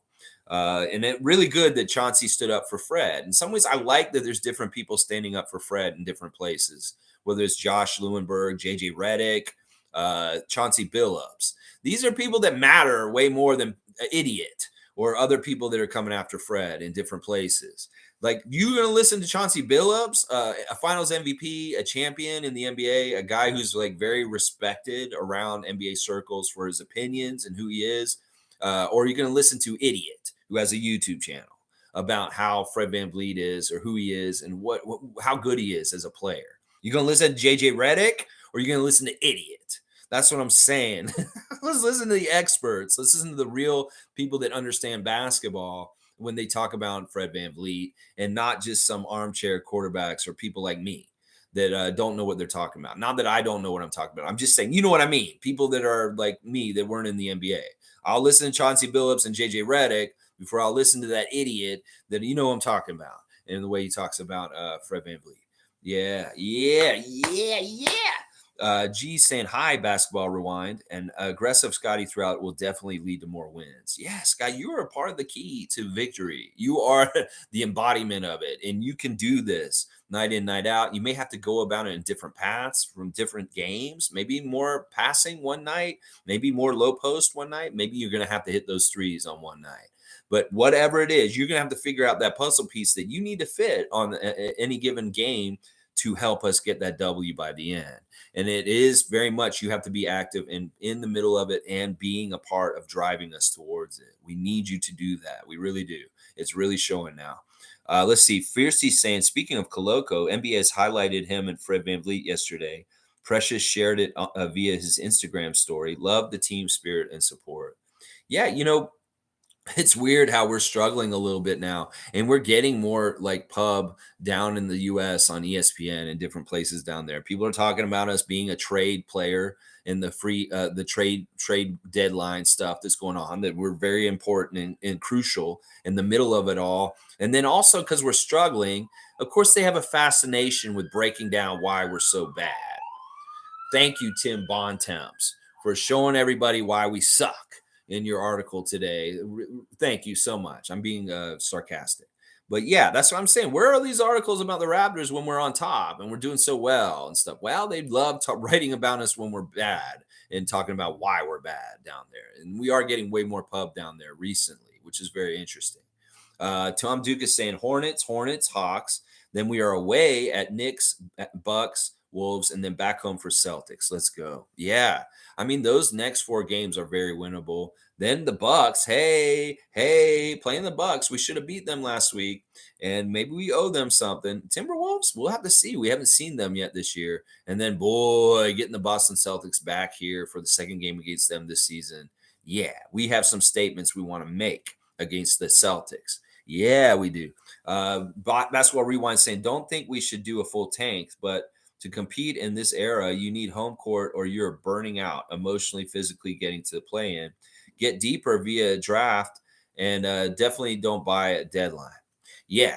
I mean, I can see both sides, but once again, we're walking that tightrope between either side of either thing. Like if we do play better, in some ways, I do want us to make the playoffs and be even in the play-in if it has to be that way, because I want Scottie to be able to say that he made it the playoffs every single year in his career. That in some ways we don't want him to miss the playoffs in some ways. I don't know. And in some ways also, like, even if they don't have a real chance of getting that far into the playoffs, the taste and the experience and the reps of being in the playoffs is very valuable. In fact, that was one of the things we coveted about getting the playoffs last year. It's like Scotty's in the playoffs. Well, Evan got put out in the play-in, and the K's not even in the playoffs. This is valuable experience for him as a rookie. And in some ways, I look at it, that is why maybe, even if it's not a realistic chance to go far and get the championship, it's still good to get the reps and also to have that cred to say, yeah, well, we were a playoff team after all. We were horrible the first half of the season, and we kicked it into high gear, and we made it to the playoffs, and we made it a good run, even if it wasn't realistic to get somewhere. Similar to last year in some ways. Although I thought it was realistic for us to get somewhere if we hadn't had the first round derailed by injuries, unspoken and very evident ones also. But yeah, I don't know. I'm wavering on this every single day. Some days I'm very much like, yeah, let's just like lose as much as possible, get the best draft pick and try and get that way. But some days I'm like, you know what? Fuck this. We can play like we did yesterday and get this consistently going and like build, and all of a sudden things are going and it does work all of a sudden. Well, why not continue to go in that direction and try and make the playoffs and make some noise, even if it's not deep into the playoffs? It's still good experience for our young guys. Koloko, we want him to get in the playoffs and get some experience with how much harder it is sooner than later. Not 4 years into his career or 2 years in. We want it right away so that he knows what to expect, much like Scottie got from playing the Sixers last year. So I really do waver on this every single day. And right now I'm in the camp of saying, you know what, let's fucking try and win, get the playoffs, and give these young men more taste of playoff experience. Monique is saying that final scream by Fred came to me as well. Fans need to come down on his contract. Calm down on their contract. Listen, I don't care about the money or anything. He's worth it. And this whole stuff, it's just dumb. It's just dumb. I hope he put out some of this fire yesterday and we can just stop talking about it. It'd be great. Basketball Rewind saying, Freak, your sentiment is right. Careful about threats or cussing, because in the future it could be lead to your channel being demonetized according to new policy changes. Looking out, so don't get mad. No, I won't be mad. And I'm not worried about making any money. I'll fucking say whatever the fuck I want. YouTube doesn't want to let me make money. That's fine. I'm not going to make any money off of any of these streams from the past. And maybe in the future, if I am getting monetized, that I have to change my ways slightly in those kind of ways. I hope that they're not going to be against free speech in that way. But no, I'm not totally worried about this because, first of all, my motive isn't money. And that's why this doesn't matter to me, what you're saying. And that's the difference between me and maybe the idiot that does a channel somewhere else that we don't like to say his name here. Is that he cares about money, but I don't give a shit about money. I don't care if I make any money on this channel.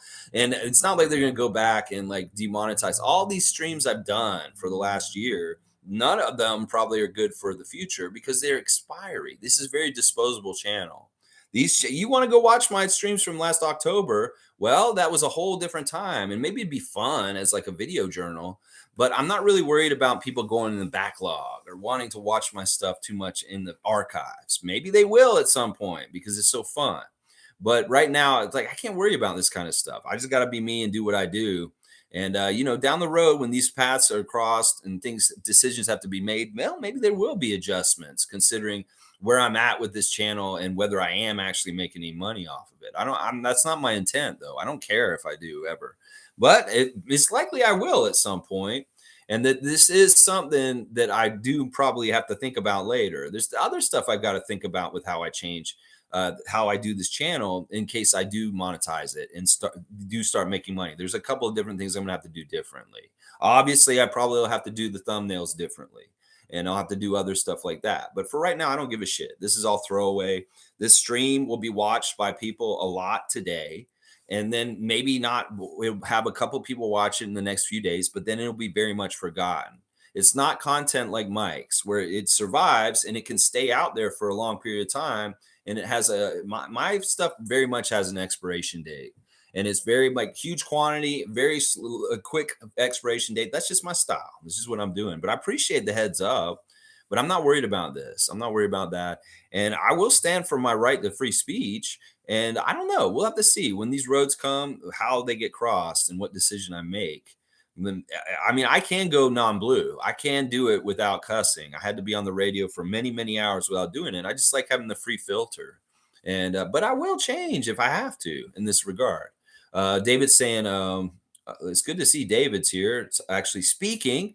Which game do you want to go to? All right, David, you want to go to the game with me too? All right, let's get this organized. Fuck it. Let's just go do this shit. Let's go to the game just so we have more time to organize. Let's go to the game on Thursday, guys. So let's aim to try and get to the game on Thursday. If there are people that want to go to the game with me and David and Jimmy Pope, whoever wants to go, let's get it organized in the message in the comments on this stream, or maybe on the Facebook chat that we're in also there, and we'll figure it out. And I can get together some tickets. I can figure out how to get tickets, or hopefully we can get a whole bunch of us all together in the same place. So let's try and go on Thursday. We'll make it an outing to the game Raptorsfreak group, and we'll meet. The game's usually around 7:30. We can try and get there around 4:30, 4:20. Meet outside, and then we'll get it all together and we'll go inside. Now, this time, David, you and Peter need to actually come in with us. If you're gonna come down there, you need to come in with us. All right. So Jimmy's all about it too. Kareem's gonna be there tomorrow. Yeah, if you want to bring a Raptorsfreak sign, put us on blast, man. Put us on blast. This is all of us. You would be putting the whole nation on blast if you want to. I would come to the game tomorrow, but I don't want to scramble too late on it. I want to give us some time to get organized because I feel like that's too soon. So let's try and go to the game on Thursday, and that actually may be a good game to go to because they've already played them once, and maybe people won't be as attractive to go to because they just played Charlotte. And it's also hopefully we'll win tomorrow and we'll be going for a sweep. And they may need the Raptorsfreaks down there more for the second game against the Hornets than the first game, just because it's harder to win the second game if they win the first one. So, all right, let's see. Mike's saying, salute real ones, Project Truth always. Just finished watching the replay. Mike, are you not watching the games like live? Are you having to watch the games, or you watching them live and then watching them again for the second time? He's just like, he's watching the games, all games twice. I don't know. It's crazy. Monique saying, my Pascal in full effect. Go vote. Daily reminder. That's right. Monique is telling everybody, go vote for the NBA All-Star team and put as many Raptors on your ballot as possible. And that's 5 on the Eastern side.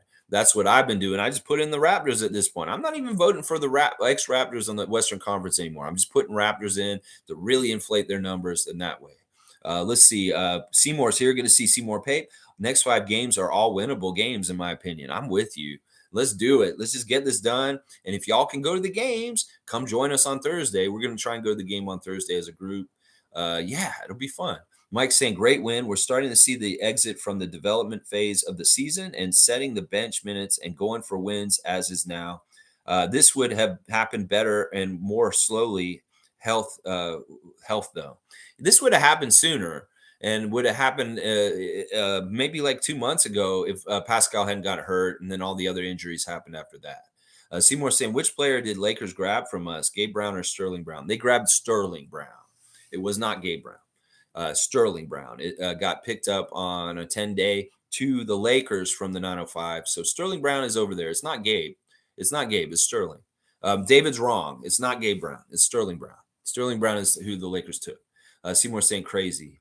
Yeah, no, it was Sterling. I'm positive it's Sterling Brown. It's not Gabe. Country Kong is saying, it seems like we're closer to the bottom than the top this year. It is what it is. I'm always up for a playoff run, but is anyone else interested in seeing what our younger guys have to offer? For sure. For sure. Can we balance all this? Can we kind of figure this out as we go? We need to lessen the starters' minutes anyway. So let's play these young guys and develop them a bit more. Koloko. I'd love to see some of these guys that aren't playing recently. Why aren't they playing? Jeff Doughton, Kem Birch, Wancho getting to play finally again. And yeah, the new kid. Let's see him out there. Monique saying, hey, Doug, where are you now? Talking about Scottie. I think so. Played well for you last night, eh?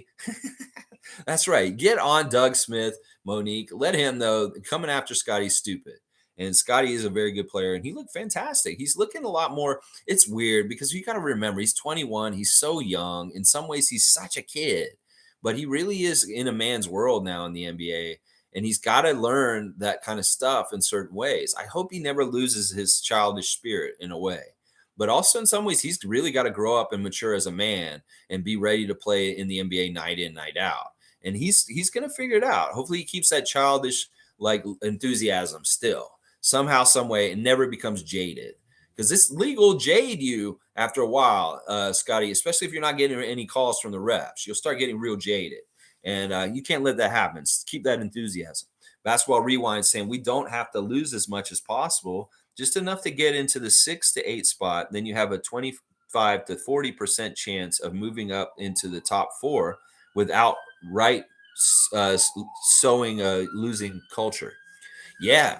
I mean, this is kind of like what Tampa was that, that's around the range where we got the draft pick. We were supposed to draft around 6 or 8. And we jumped up to 4th because of lottery ball luck. And this is kind of what Basketball Rewind's describing is kind of like what the Tampa situation ended up being is exactly this kind of outcome. So, yeah, I'm all right with this and to a degree. But once again, I'm wavering like a willow in the wind. Whichever way it seems that day, it seems the smartest will go because we really are right down the line right now with how we can go with our season right now. Mike's saying playoff experience is key for the really young guys coming up. See, I know Mike's a big proponent of what I was saying earlier about let's get in the playoffs and just give these guys reps and the experience of being out there because this really is good compared to teams that don't get in there, even if we're not a viable, real championship contender. That it's just the experience and the time. And some people say, well, that means you're mid. And it's like you're not good enough to be that championship, but you're also not bad enough to get the really top players in the draft. Then what the fuck? Well, in some ways, it's really, really good for the development of those young guys, like Mike's saying, that they just need that experience. And it's better to have the reps of being in the playoffs every year than not being in the playoffs every year, having those reps and just hoping that you get in the playoffs someday. That really puts guys behind like SGA. Like Kevin Garnett way back. Like he didn't make the playoffs for so long on the Timberwolves that it's like it was a detriment to him in some ways to have to learn things later in some ways. Seymour saying we want playoffs, not playing playoffs basketball smoke. That's what we want. Yeah. But the way everything's so close, like we're saying, we're so close to the bottom, we're so close to playing. The play-in teams are all real close to being in the playoffs. This really can be managed. It's just that we need to take control of our destiny with winning, and that we could actually get in the driver's seat if we can get a really good winning streak and good powerful winning ideas and roles and identity to our team, that we could drive our team right through the Eastern Conference, right in back into the playoffs, possibly still this season. But we need to get it going. And yesterday was a good starting stepping stone block to launch off into going in against a 2-game series against the Hornets. And boom, if we could get this inertia going, who knows? That's not like it's so compact. The standings that it's like we could just, like I said, drive right through the play-in and get into the playoffs, even though we're completely out of the play-in right now. And that none of these teams, like it could be that we really just turn on a switch and all of a sudden the Raptors are back, baby. And we're out there kicking so much ass that we really make a huge move up in the standings just because all of a sudden we're not playing at that really bad level we've been playing so far and we're winning more often. And yeah, things can happen that quickly because it's so compact. The standings are so close. So it's not without the things. Yeah. Let's see. Betchin Art. Good to see a new name. 9:30 a.m. every single morning. We're talking Raptors. Fred needs to run for PM with political speeches like last night. Formal offer. Laughing my ass off. Well, I will never make fun of somebody for being intelligent and also being very good spokesperson, especially when there's somebody like an NBA player who may have to speak on their own behalf. So yeah, good stuff by Fred. I'm just glad he's clearing things up because there's a lot of unnecessary noise. And as he said, this isn't anything different than any other time this season. This has all been out there the same way. It's nothing changed. It's just somebody decided to put it on blast in the press. I think it was Michael Grange or some idiot like that. And they characterize it as him rejecting the offer. Well, first of all, as he said, nobody officially gave him an offer.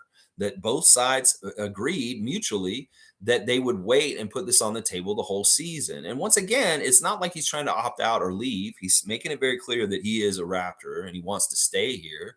And that also, I really love that he said, I'm on the books for next year, y'all. I'm a Raptor next year, no matter what. This is the whole thing about this extension is it's optional. We don't even have to do it. We've already got him on the books for what he's doing, and he could just stay on that path also. There's quite a few different outcomes with this, and most of them have nothing to do with him going anywhere else. Most of them have to do with him staying as a Raptor, no matter what. And that may be pissing some people off too. As far as the politics, I don't think Fred would have the patience to be a politician dealing with all these idiots involved in politics. So, but thank you for the comment. I hope I hear more from you. Yeah. Tom Duke saying, what do you need done different with the thumbnails? Well, I'd probably have to stop using copyrighted ones. That's one thing. Maybe I have to do something like Chev. Basically take an image and just put some overlay of graphical words over it just to make it a little bit more like more like, something that's not just me taking pictures from I find on the internet and just throwing them up there. There's a couple of different things I could do with that. I could just have a standard one that just has a title that I just change in or out. But it may be that I have to change the way I do the thumbnails for this channel, obviously, if it does start to make money. So yeah, that's one change I'd have to make, Tom. And if you're interested because you want to help me with that, that's always appreciated. Because you may be all into that. I don't know. But also, I don't want to give you more work or anything because you're already doing so much for this channel, Tom. But yeah, this is something we could talk about. We don't necessarily have to do it on the live stream. We could just have a production meeting sometime. We'll talk about it. But that may be something I have to change at some point, is just basically how I do the thumbnail. That's probably smart. Not that like I said, I'm not making any money. So there's not like anybody can make any claim on me for doing something like that, using it to get that. I mean, really, it's just a lure, but the content is all purely me. It's just a picture. Jimmy's saying people have this obsession over the draft. We were so lucky to get the 4th pick. They think, oh, we'll get Scoot or Wemby. Laughing my ass off. Well, it is possible we could get them. And I mean, it is very attractive in some ways. It really, really is.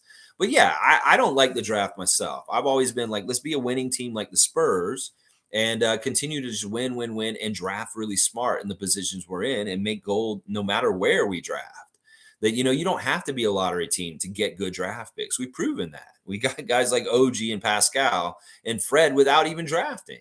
So in some ways, that's part of it. That's part of it right there. It's like we don't need to rely on it. Why not win still and still get good players down the road because we're really smart at picking them from diamonds out of the rough.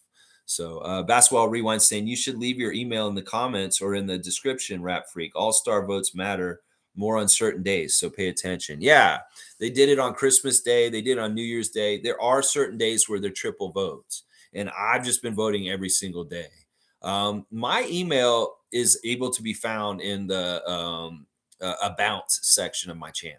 So if you go there and you really want to email me, guys, you can do that. Mike was emailing me recently. There's been other people that have emailed me like Lion Hunter, and that's fine. You guys can email me if you have things you want to say or talk to me or something like that. I am gettable. I really am gettable in different places. You can get me on Facebook too if you're, you know where I am on there. A lot of us are on there also, and we're in a Facebook chat in there, and we talk a lot about stuff during the day other than this on that chat. So, and Monique is really good about sharing all kinds of stuff there. Isaac Campbell, Tom Duke, different people there. Let's see. Mike's saying Bedson Art. I don't know how to say that. I'm sorry if I'm saying it totally wrong. I'm going to say Bedson Art. Salute, bro. Welcome. Lex, I need to do work. I need to work at times, so I watch the replay when I can and don't check YouTube till I watch. I hate commercials. Oh, okay. So you're not able to watch the game live because you're working and you got to watch the replay. And also you like to skip all the commercials. I'm with you. I like the League Pass feed because there are no commercials. Is you get to really watch the inside of the arena and what's going on. And that's when we saw the Thad Young, Scottie Frekus yesterday because there's no commercials. You're watching the League Pass stream and you see the inside, you see the crowd stuff, the game ops stuff. You see the timeouts. You see the refs at the counter going over the challenge during the commercial break, and you can kind of tell what there's going on. It's such a better way to watch than having all these stupid commercials when you can actually watch the in-between stuff from home. That's fantastic. I love it so much. Cowboy saying, good morning, Lex and Raptor Freaks. I still believe we can beat any team and still can win it all. Let's go Raptors. Yes, Bradley, you go. 2023 NBA champions, Toronto Raptors. Why not? Let's just say it anyway, Bradley, just for old time's sake, even though it sounds really weird at this point and maybe not totally realistic. But I love your attitude, and I want to believe more and more as we go further into the season. At this point, I want to believe more and more instead of not believing like I have recently. I don't want to not believe. I want to believe. Let's see. Seymour saying Nick Nurse actually made subs in record time. Last game, usually he goes to the bench much deeper in the game. He must be hearing the fans. Yeah, I hope so. I mean, we are a resource in some ways. Like, listen, it really does make sense that, maybe you should listen to the fans to a degree because we do have our own perceptions. And maybe if the sentiment in common is very much the same, that, yeah, maybe you should listen to us. And he'd be a smart man to do that. Once again, I said this weekend, the smartest people in the world know that they don't know anything and that every single person in this world has something to teach them. And that if Nick Nurse is a very intelligent person, he understands he knows nothing. And that in some ways, it's good to glean information and perception and the way people think from just hearing what's the buzz on the street. And I think that in some ways, maybe, sure, they may have an ear to my channel. They may have an ear to all kinds of content all over the place. And they want to see what people are saying. And they may find more value in certain ones than others. Like, maybe they found more value from us because we actually have the best intentions for what we want for them. Then say they're going to go to Idiot's channel and listen to what he's saying. And they're like, yeah, this guy's a waste of time. That's what I'm saying. Is that, listen, if they found a resource and listen to us and we can be part of the hive mind that helps the Raptors pull out of bullshit and bad stuff, I'm all for it. I'm for it. And Nick, if you guys are listening to, let's call him. Why don't we call Nick real quick? Let's just call him real quick and see how he's doing today. Hey, Nick, great win yesterday. Yeah. Great win. We're really proud. This is the Raptors Freak. Oh, yeah. By the way, yeah. We just, well, don't worry about how I got the number. It's okay. No, listen, we're all positive. It's all love, bro. It's all love. No, it's cool. It's cool. It's cool. Listen, man, what a great job yesterday getting the subs in and really getting the bench. I know you said you hit the lottery with them yesterday after the game, and I really do believe that. But I really love that you let them have a good long stint and they were very capable and they actually built the lead for us. That was really like not what you've been doing lately. Are you listening to people? Okay, so you are kind of like getting the buzz on the street from what the fans are saying and stuff. Okay, well, this seems smart. All right, well, let me listen. All right, I have a quick question for you. Do you have like any kind of like sales like do you get like a bonus from the NOAA people for like selling the NOAA system to the Raptors? Like, did you get like a salesman, like, what is it called? Not a quota or like a commission? Did you get a commission from getting the Raptors to buy the NOAA system? Is that why you're so big on it? Because like some of us are kind of like worried about the NOAA system messing up our team and making them get too much in their head as far as like shooting. And they should just be like more automatic and not worried about every single metric that the NOAA system's keeping and stuff. Like, we're just worried about this. That like we noticed that the NOAA system kind of showed up when all the shooting kind of went south. Yeah, we're just wondering about this, Nick. Oh, I know you really like the NOAA system. Yeah, we could tell you really like it, and like you've been using it for a while. I know, but for some reason, it just seems so coincidental that like the shooting has gotten bad since you guys installed it. So you didn't. Okay, you promised me you didn't make any money off selling that to the Raptors in like a commission or something. Like you're not like a NOAA shooting system salesman or something. Okay. All right. Well, cool. Congratulations on the win. I hope y'all keep going. We're going to come down there for one of these games against Charlotte. We'll be down there and getting loud for y'all. All right. Thank you, coach. Yes. Yes. You go get more W's, Raptors. All right. You guys have a good day. All right. Thank you. Thank you. All right. Bye. All right. All right. All right. There you go. Calling Nick Nurse after the game. That's the new segment we're doing on here. All right. There we go. But no, I thought he did great with the subs yesterday, and having some trust in the bench really paid off. And you need to maybe have that trust and a little bit like you've done for the starters at times where you leave them out there to kind of figure things out. You might need to do that.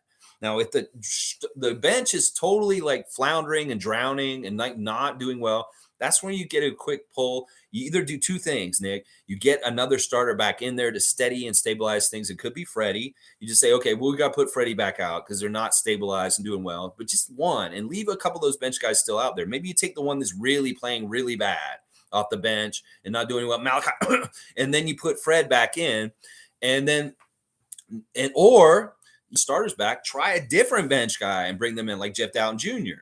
Say that like they come out there and Malachi's not doing well, which has been happening recently.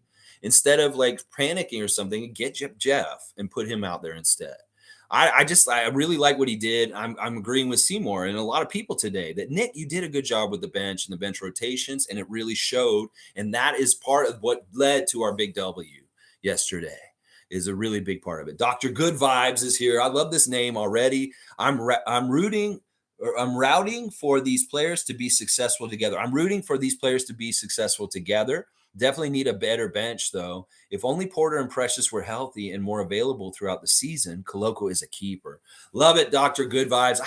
Please come in, doctor, and prescribe more good vibes for us every single morning. We're here at 9:30 a.m. I hope you will be here more often and just keep prescribing the good vibes, the good doctor here.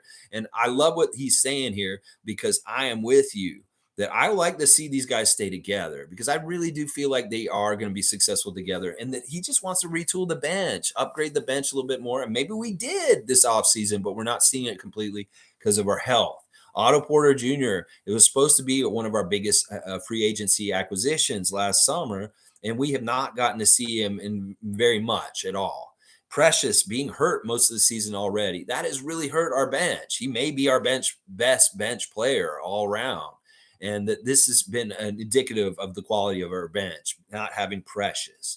But I love the message completely, Dr. Good Vibes, and keep spreading them. This fan nation needs more good vibes. So keep prescribing them, please. Savage is here. Let's see what's up with Savage. Savage is one of our favorite trolls, doing Savage things in the Raptors Tonight commentary. I've seen you out there making your opinions heard, Savage. And now Savage is here to say that Raptors versus Hornets is a tank war. I don't know. I'm gonna have to go research. Let me go look at the Hornets for just a real quick split second. I just want to see what they've been doing recently and kind of maybe do a little preview check on them because some people are saying they've been kind of hot recently. Well, no, they have not been hot. They have lost 4 out of their last 5. So I don't see where somebody said they've been hot. They maybe were hot again because they beat Milwaukee 138 to 109 on Friday night, and that may be what Fred was referencing. But since they've lost to Indiana by 5 yesterday, so yeah, I don't know if they're actually been hot. And let's see what the early injuries. Gordon Hayward is their injury; he is out, and also Kelly Oubre's been out for a while. So they do have a couple of injuries right now. I don't know. I'm not worried about the Hornets. They want to tank. They go ahead and tank. We're not officially doing anything right now, Savage. There's no official word on what the Raptors are doing. The whole entire NBA is held up for the trading until we figure out what we're doing. So we'll just let them wait.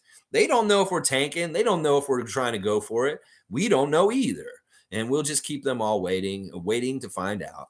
Evelyn's saying, nice to know at the moment we're 34 watching. Please like, share, and thanks. Thank you, Evelyn. And appreciate you reaching out to Adriana. She's looking forward to seeing you tomorrow before dentist. And we're very curious to find out what you're bringing her. Yeah, she called me yesterday and she's like, what is Evelyn bringing me? And I'm like, I have no idea what Evelyn's bringing you. She did not tell me, but I appreciate that you guys are linking up tomorrow and that you'll be seeing Adriana. And I hope you will send her my best. I miss her and she is awesome. She's just one of the best people in the world, honestly. All right, Monique is saying, the funniest thing about last night, no one was at Real Sports in the live stream last night. Even Jack couldn't believe it. Us fans were definitely cheerful. Are you talking about in the comments or at the actual Real Sports location, like in the restaurant? I didn't watch it, so I didn't see it, like what's going on. I know that you guys are holding it down in the comments. I think I came in there for a second in the comments, and I think I saw Savage there. But I don't remember seeing any of you guys really there. It was really just kind of like just other people. Let's see. Betson are saying, okay, Bateson. It's Bateson. All right, I'm going to get that right. And I'm glad you gave me the pronunciation. I'm just going to go off what I say. Salute, Logical Raptors Freak. And Lex, it's pronounced Bateson. All right, cool. And no, he said he didn't decline a formal offer. Numbers could have been talked about, but nothing in writing.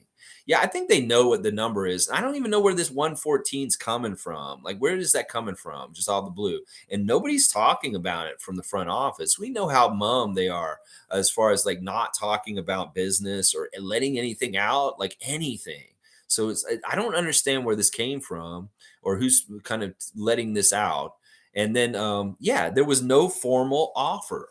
They talked about how they wanted to do it, and they were on the same page. And they said, "This is how we're going to do it, Fred. We're going to wait till the end of the season, and then in the summer we'll talk about this. And we have all the time in the world. We don't have to worry about this right now. Let's see things how they go." And it could be they both thought the same way. They're like, "Well, Fred said I'm going to kick some ass and get my value up so I can get more money in the summer." And then maybe the Raptors were like, "Well, let's see how the season goes with Fred." And see how successful he is, and then we will recalibrate the number for how well he does. In both ways, it works like in the favor of either one. It can work in the favor of Bobby Webster and the Raptors franchise. Or it can work in the favor of Fred, depending on how well he does. And in some ways, I mean, we would argue maybe his market price has gone down because of this season. So in some ways, it may have backfired on Fred.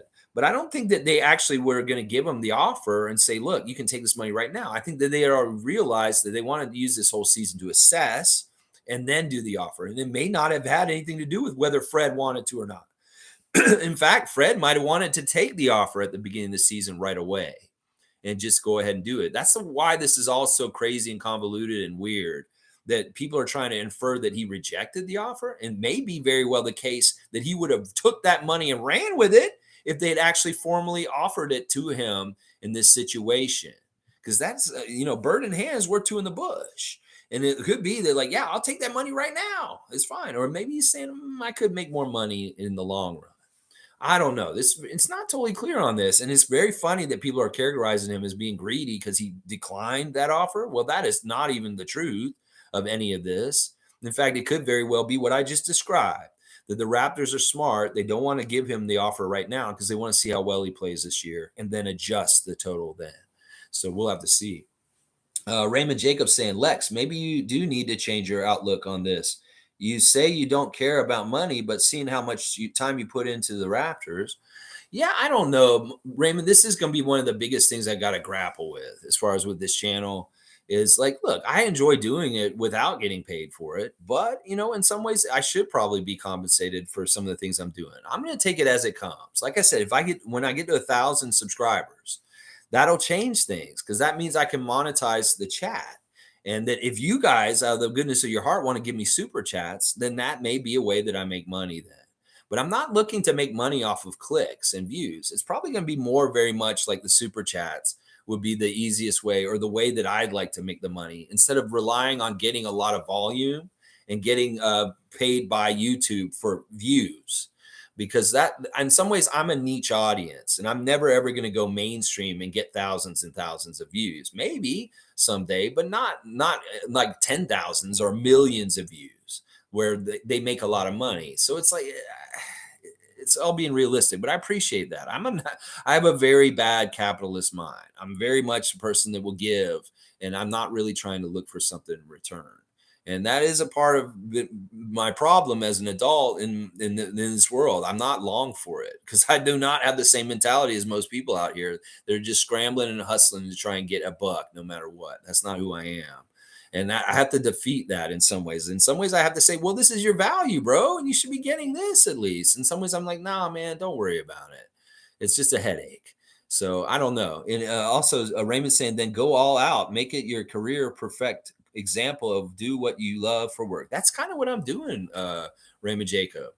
That's kind of already what I'm doing here. This is like my dream to do something what I'm doing on YouTube. Is I love the Raptors that much, and YouTube I wasn't ready for YouTube until recently, or I would have probably done this like all along during their whole franchise existence.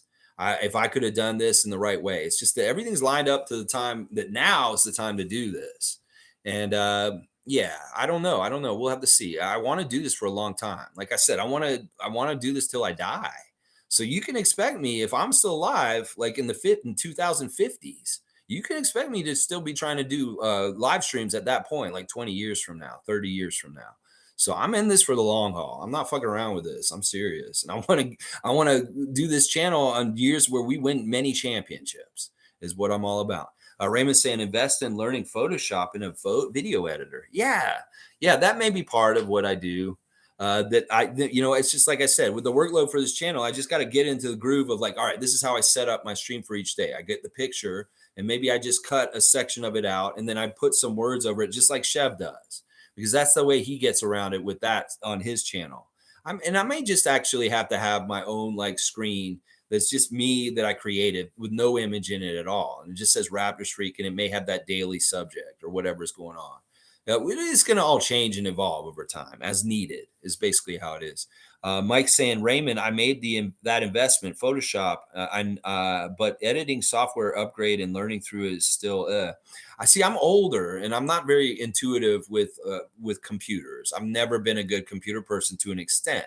In fact, me running this channel on YouTube is actually almost at the top of my technical capabilities.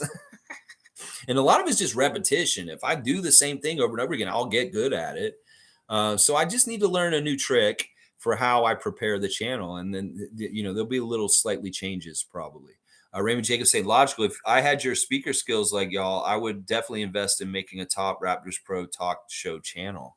All right. Well, I mean, in some ways, my skill set is not technical. It is very much just like talking and doing a lot of what I do on here, and just analyzing and making predictions.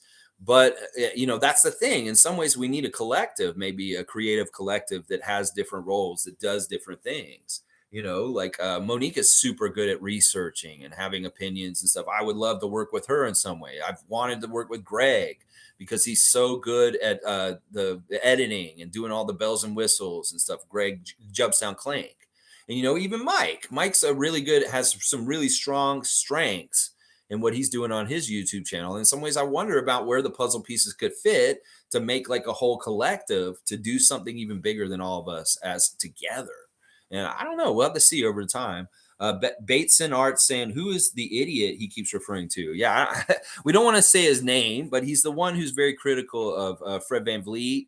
And apparently he's been arguing with Fred's family on Twitter directly. And it's just ugly. He's an idiot who's getting more publicity recently than he should. It's a YouTube channel that's run by a man named Robert. And that's all I'll have to say about that. You can probably figure out the rest of it. Monique's saying, first time in a while we saw OG Anunoby foul out. In a win, refs were picky on both sides, though. Yeah. The refs were a factor. They were kind of inept at times, and people were calling them out for it. They were like, whoa, the refs are looking like the Raptors like a month ago. They just don't have their shit together. It's funny. Dr. Good Vibes saying, nice phone call. Free tickets? I don't know if it's not that I'm going to give free tickets. I'll get the tickets for all of us, and you pay me for the ticket. But yeah, we can go to the game. That's what I'm talking about. Denal saying, still waiting for Lex to bust out that headless doll again. Laughing my ass off. Oh, the headless doll. When was that? Okay, that was in Atlanta. I do not own that doll. That doll was my niece and nephew's. And it is in Atlanta. It's not a part of up here. It's not on this side of the border. I think that was the joke. Denal, remember, I was like, what am I going to put this in the bag? And then I'm going through customs, crossing the border from the States to Canada, and they x-ray my bag, and they see a headless Barbie doll in my bag, and they're like, have questions.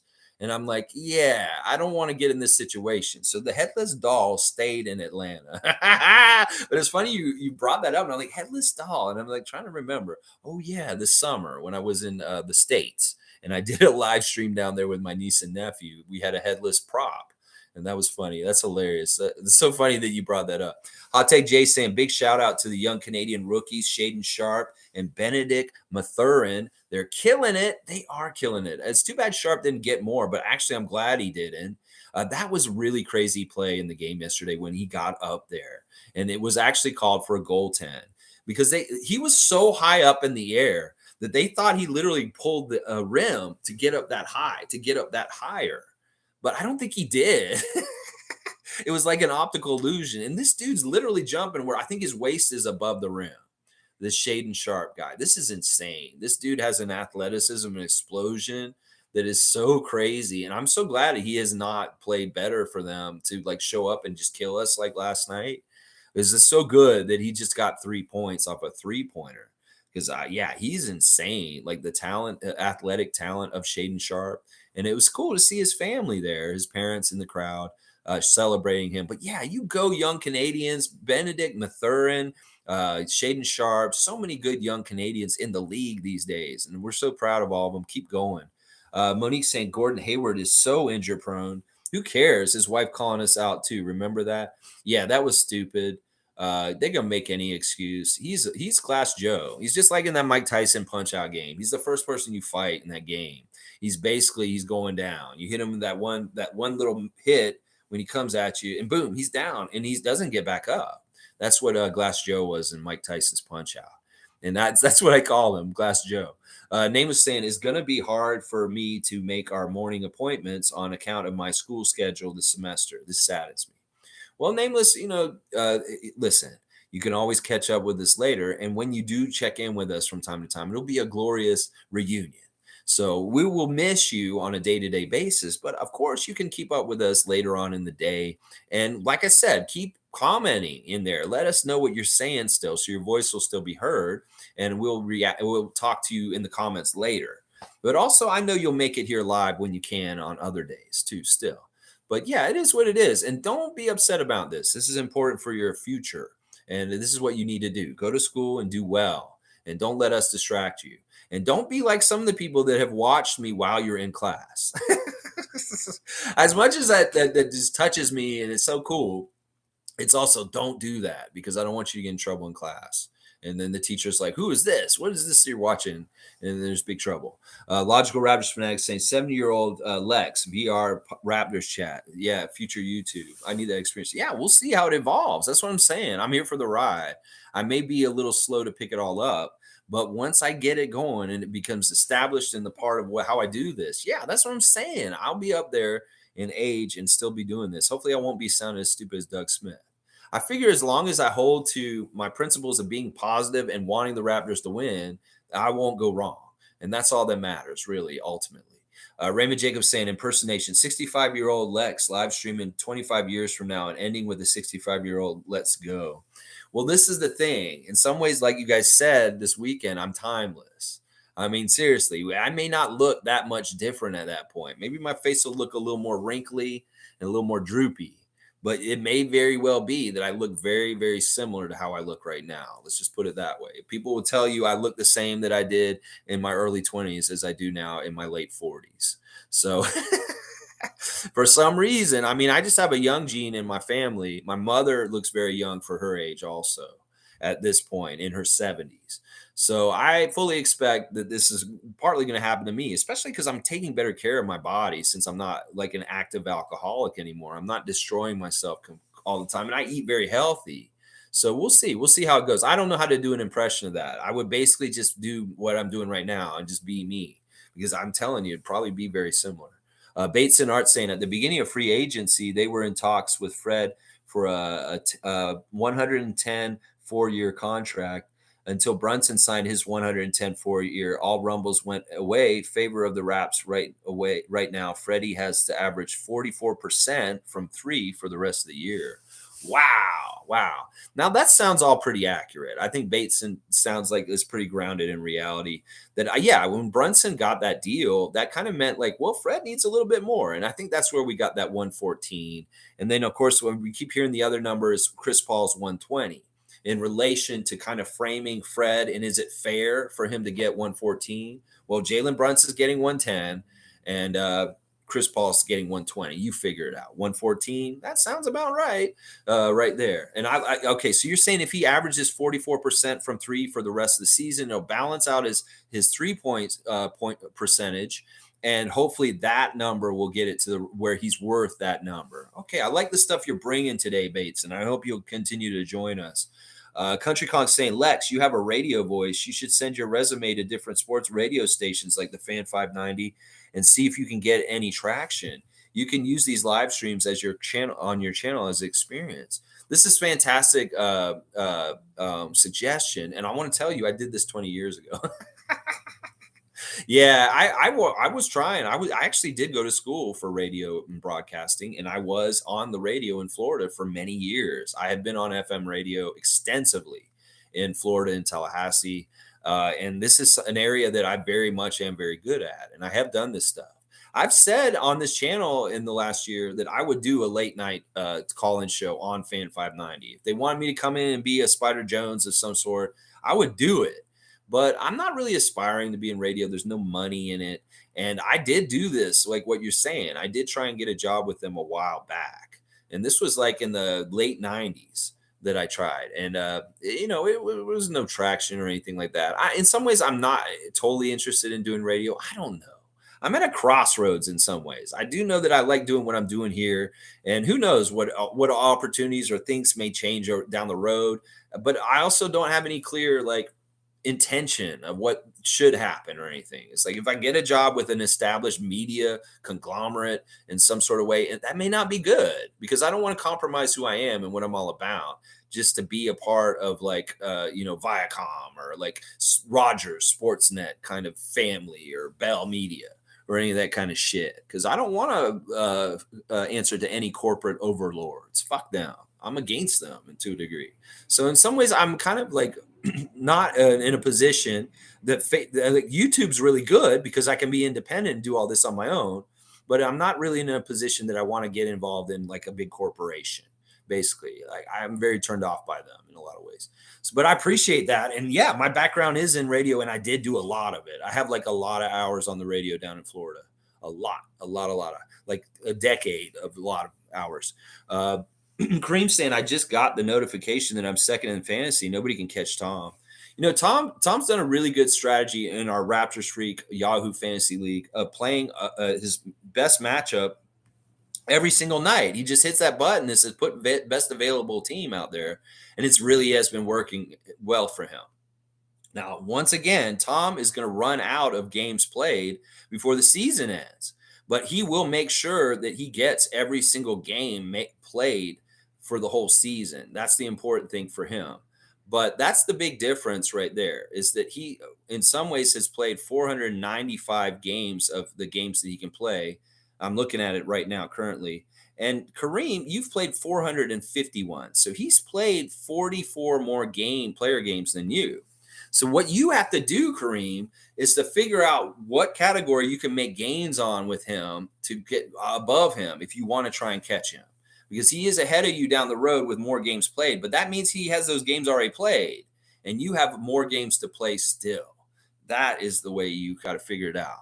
So we'll have to see. We'll have to see how it goes. To the best team wins. And I think you've got a chance. You're up there. I mean, you and Duppy, there are a couple of teams that have got a chance to still catch Tom. Trust me. Duke rocks. David's peerless team. That's Dizzy David. Raymond Jacob, you're even kind of rising up in some ways. I see in the fantasy recently. I seen you made some good moves recently. All right, let's see. Nameless saying, go ahead, say his name. I dare you. I'm not saying his name. Nope, he's got that swear jar out there. That's the thing. We don't say his name because we have to put money in the swear jar if we say his name. Tom Duke saying, Kareem, I can feel you closer and closer. I need Steph back. Yeah, Tom's a little freaked out because Steph Curry's been out and one of his best players. And yeah, he's looking over his shoulder. He sees Kareem coming.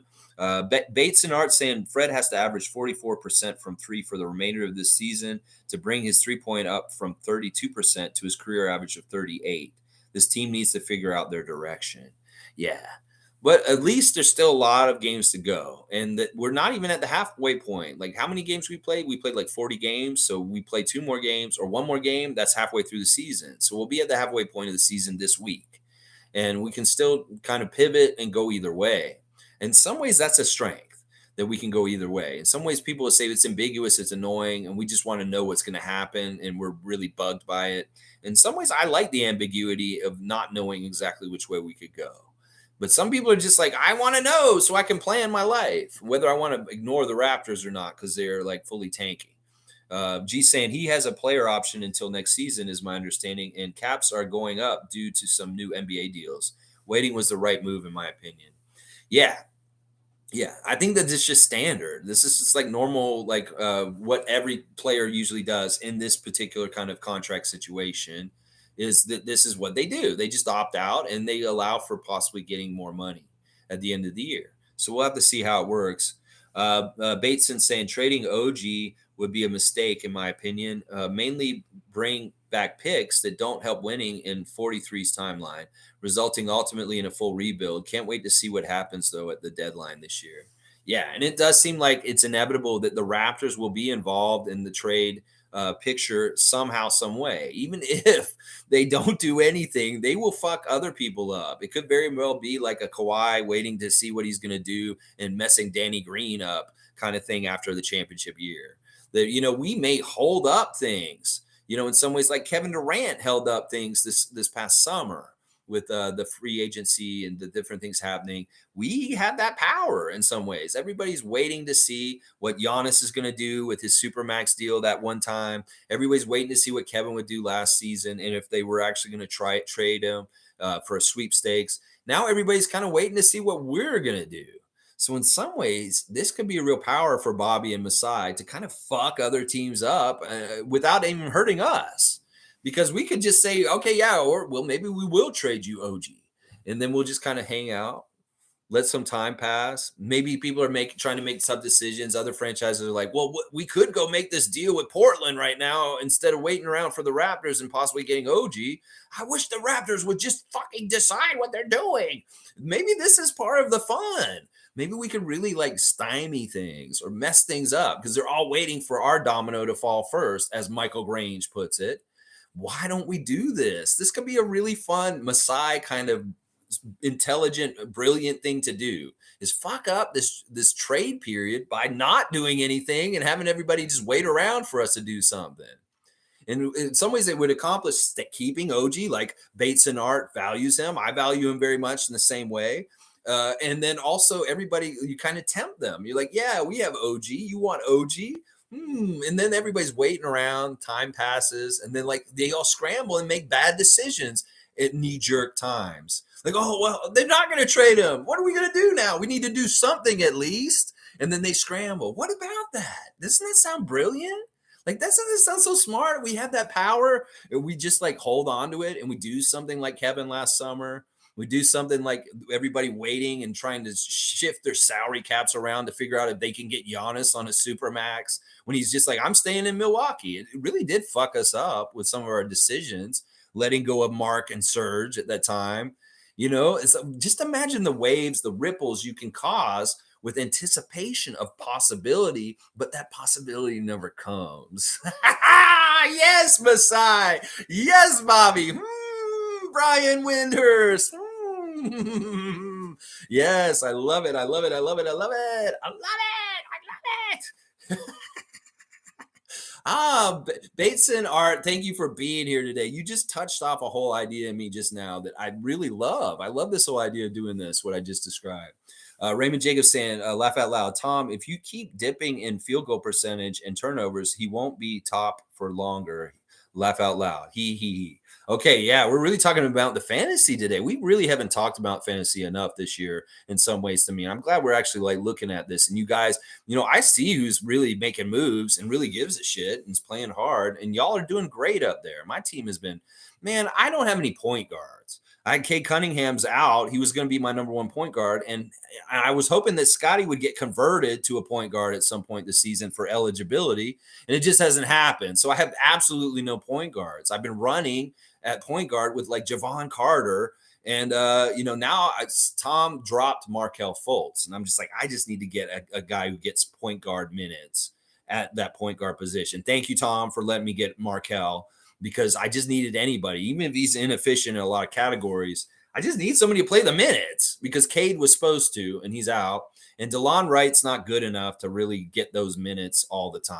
And I don't have anybody else. There's no other good point guards out there. So, yeah, it's been a crazy year in fantasy. I'm out of it. I shouldn't win it anyway. I don't need to deserve that Vince Carter signed Tar Heels UNC jersey that's going to the winner of our Yahoo Fantasy Basketball League this year. And right now it's Tom Duke, but Kareem Thomas is coming, baby. He wants that UNC with the VC 15 on it. Yeah. All right, let's keep going. Monique saying W Stream Lex. Let's go Raptors. Always keep at it. And a lot of Raptor emoticons on there. I see 1, 2, 3, 4, 5, 6, 7, 8, 9, 10. Team effort. We need at least 10 productive Raptors in the game tomorrow against the Charlotte Hornets. You go Raptors. Let's get it all around. Bateson saying, okay, yeah, that is the name that shall not be named, like Lord Voldemort over here. He who must not be named, laughing my fucking ass off, but he's definitely not an idiot. I don't subscribe to that.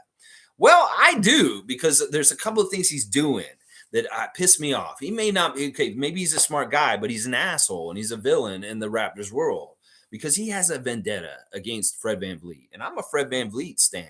And he's had this for a couple of years. This is not new. I'm not a Johnny come lately to hate this person. I've hated this person for years, way before he even was on YouTube all over the place and people have been talking about him. I hated him on Facebook just from being in Raptors groups around him and arguing with him before I even made this channel. So, yeah, this is an old grudge. And to me, he's an idiot because he's not really a fan. He's a person that's capitalizing on just wanting to get clicks and causing controversy. And it's to the detriment of the team. His whole agenda about coming after Fred is fucked up. And for that, I hate him the most. He started this shit years ago, and he's continued like consistently to come after Fred. And I'm just sick of it. So fuck him. But yeah, you may think he's an intelligent guy and he's not an idiot in that way, but I think he's an idiot just because of his views and his place in the Raptors nation. So he can fuck right off. I'm not an ally of his, and I hate him, and I really don't like him. I tried to, at some point, there were other people that wanted me to do content with him, and I flat out refused. I will not do anything with him or be linked with him. In fact, I hate talking about him. And the fact that's why we treat him the way we do here. It's just that he's been more in the news lately. But obviously, most of the time, we just ignore him. We really do. Kareem's saying, fuck our draft picks. Send them to teams in exchange for a good, great center and shooters. We could win in the next 3 years. Fuck these picks. We are in a position to win now. I love Kareem Thomas's attitude. In a lot of ways, I'm like that. I mean, let's get established guys that are already known quantities. You want to get all these draft picks, but what if they half of them don't pan out? Sometimes they're not really good returns on them. Sometimes they're busts. You could have all these draft picks. Really, do you find the time to do everything with them? Like with Oklahoma City, you have so many players. I mean, they had too many players that they had to cut people because they have so many draft picks. It's like, what are you doing? It's like really you're going more with quantity than quality.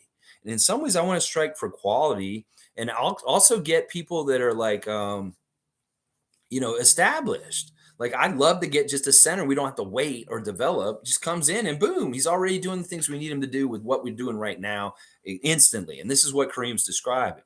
In some ways, I'm very much behind his kind of way of thinking. Denal saying Rob's channel has some good points to it, but his statistics don't always translate to the flow of the game. He's beefing with everyone. I like how he defends Scottie, but geez, the Pascal and Fred slander is nuts. Yeah, it's stupid. It's stupid. I'm not this kind of person that's like just because you really like somebody, you have to put other people down. There's no point. It's like very much the mentality that people had around the Raptors when Vince and Tracy were here. That they can't coexist. That they chased Tracy out of city because the whole idea is that there's not enough for both of them. You can't have these kind of guys on the same team. Well, what the fuck? We do these big three since LeBron and the Miami thing, the Boston team with Garnett and Allen and Pierce. These teams started to evolve after that. And the whole idea of Tracy McGrady not being able to play with Vince, this is part of what this whole stupid argument is. That these guys can play together and they're going to be fine together. And it's like, okay, you want to dump on other guys just to make your guy look good? That's stupid. It's really dumb. It's really, really dumb. And yeah, I'm not a supporter of him. I'm not a supporter of him in any way. And we don't want to fill up that jar right now. We don't want to fill up that jar. Mike's saying, had to go to the store real quick. I'm behind, but that Sharp has ups. That one play and the height he got was insane. Yeah, I'm not even sure if he grabbed the rim to pull himself up higher. I just think he rose to the occasion. G saying he has a personal issue with Fred that started years ago, and it's become almost an obsession to find every reason to blame him, claiming he leaked the contract info. How does that help Fred? Yeah, there's all kinds of different things. Once again, I want to just ignore him. You guys can go look at his content, but in some ways, I want this to be a zone that doesn't have anything to do with him because he's irrelevant. And he really is irrelevant. He has nothing to do with anything other than just talking out of his ass and having a channel. So it's like, honestly, at some point, y'all, I understand he's going to come and filter into talks here, but I really do think we should limit it and really try and avoid it. And if people like Nameless are saying that, yeah, we have a jar here that y'all have to pay into if you mention him here. Basically, it's a swear jar, and I really do kind of want him to less and less. It's much better on the stream when we don't talk about him because there's no reason to talk about him. He's nobody. He has nothing to do with anything. I want to talk about the team. I want to talk about real shit. He's not an important part of the team in any kind of way or the whole culture of the team. It's just that he has a channel and people like talking about him because he's controversial right now. That's all. That's all. Let's see. Monique saying 34 for Dame, and we still won. One of the best parts. Yeah, okay. Let me look at the box score. See, this is what we should be talking about, the game. All right, let me look at the other side. Grant, 14 points, 4 of 11. He wasn't that good. Nurkic, double-double. That was tough. He was swallowing a lot of the rebounds. Dame Lillard, 34 points on 11 and 23 shooting. That's the normal stuff. But look, Lillard had 7 turnovers. I love that. I love that stat so much. 8 assists, 7 turnovers. That's not a good assist to turnover ratio. Josh Hart started some shit yesterday. At the beginning of the day on Twitter, he said, why isn't my ESPN Plus working? I'm in Canada. I hate Canada, is what he said on Twitter yesterday. Because ESPN Plus doesn't work on this side of the border due to VPNs and all this kind of stuff. Now, he said that, and a lot of people were upset about this, like him dissing Canada in that way. But it's true. We don't get ESPN Plus. You have to have Sportsnet to watch your NFL up here, Josh Hart. But that was something that like Steve took real offense to yesterday when I told him about that. He said, "Oh, he doesn't like Canada. Oh, I don't like him then." He was like, Steve's very Canadian nationalist kind of guy. But that was a pretty funny little story about yesterday. Josh Hart being upset that he couldn't watch the NFL action and this side of the border. So yeah, and then Simon's great young player. Honestly, I really like that Anthony Simons kid. 22 points, 6 of 14.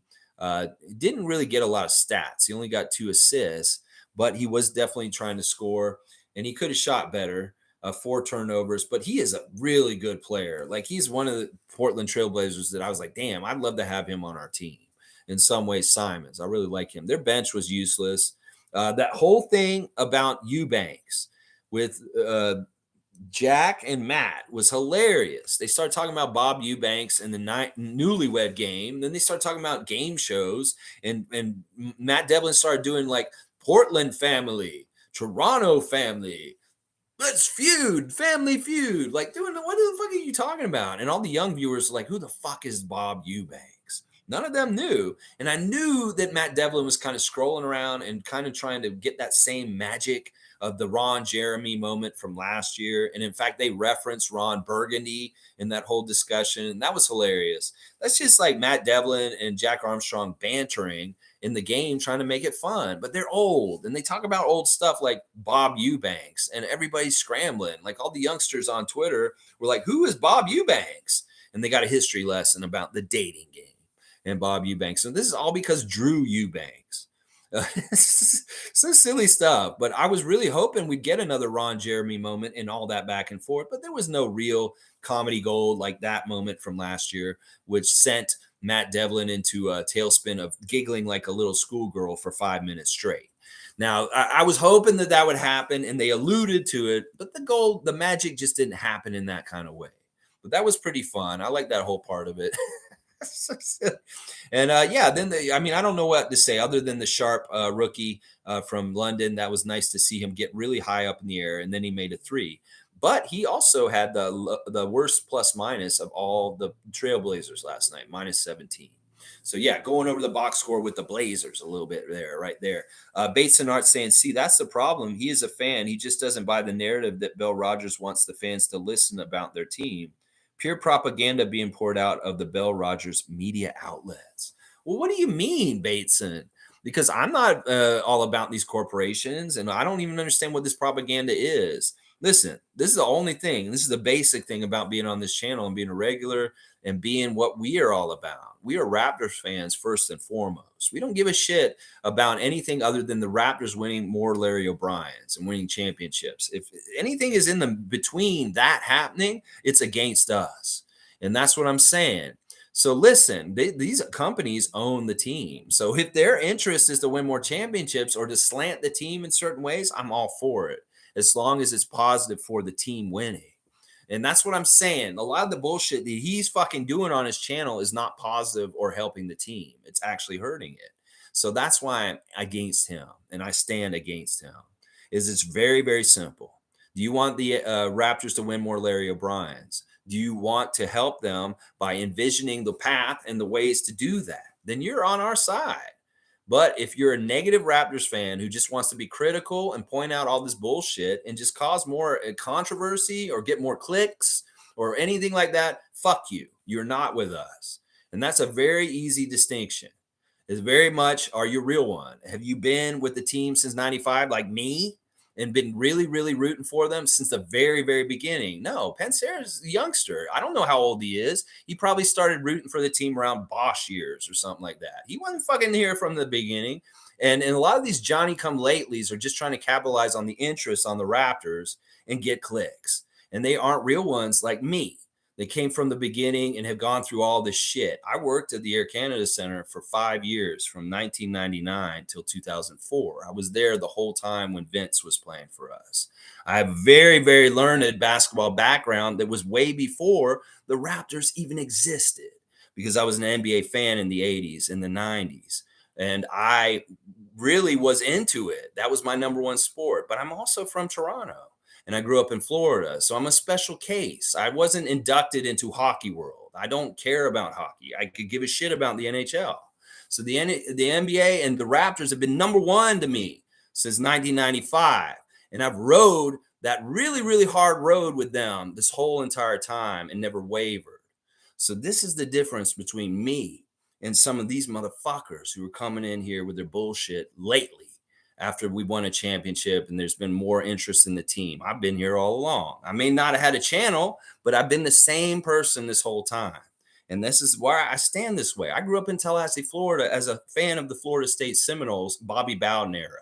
And we had a blind faith and love for this team in Florida. We didn't give a shit if there were bad things happening around the team. Maybe when the players did something bad and got a criminal charge or something like that. We always painted the picture rosy and for them to win more national championships.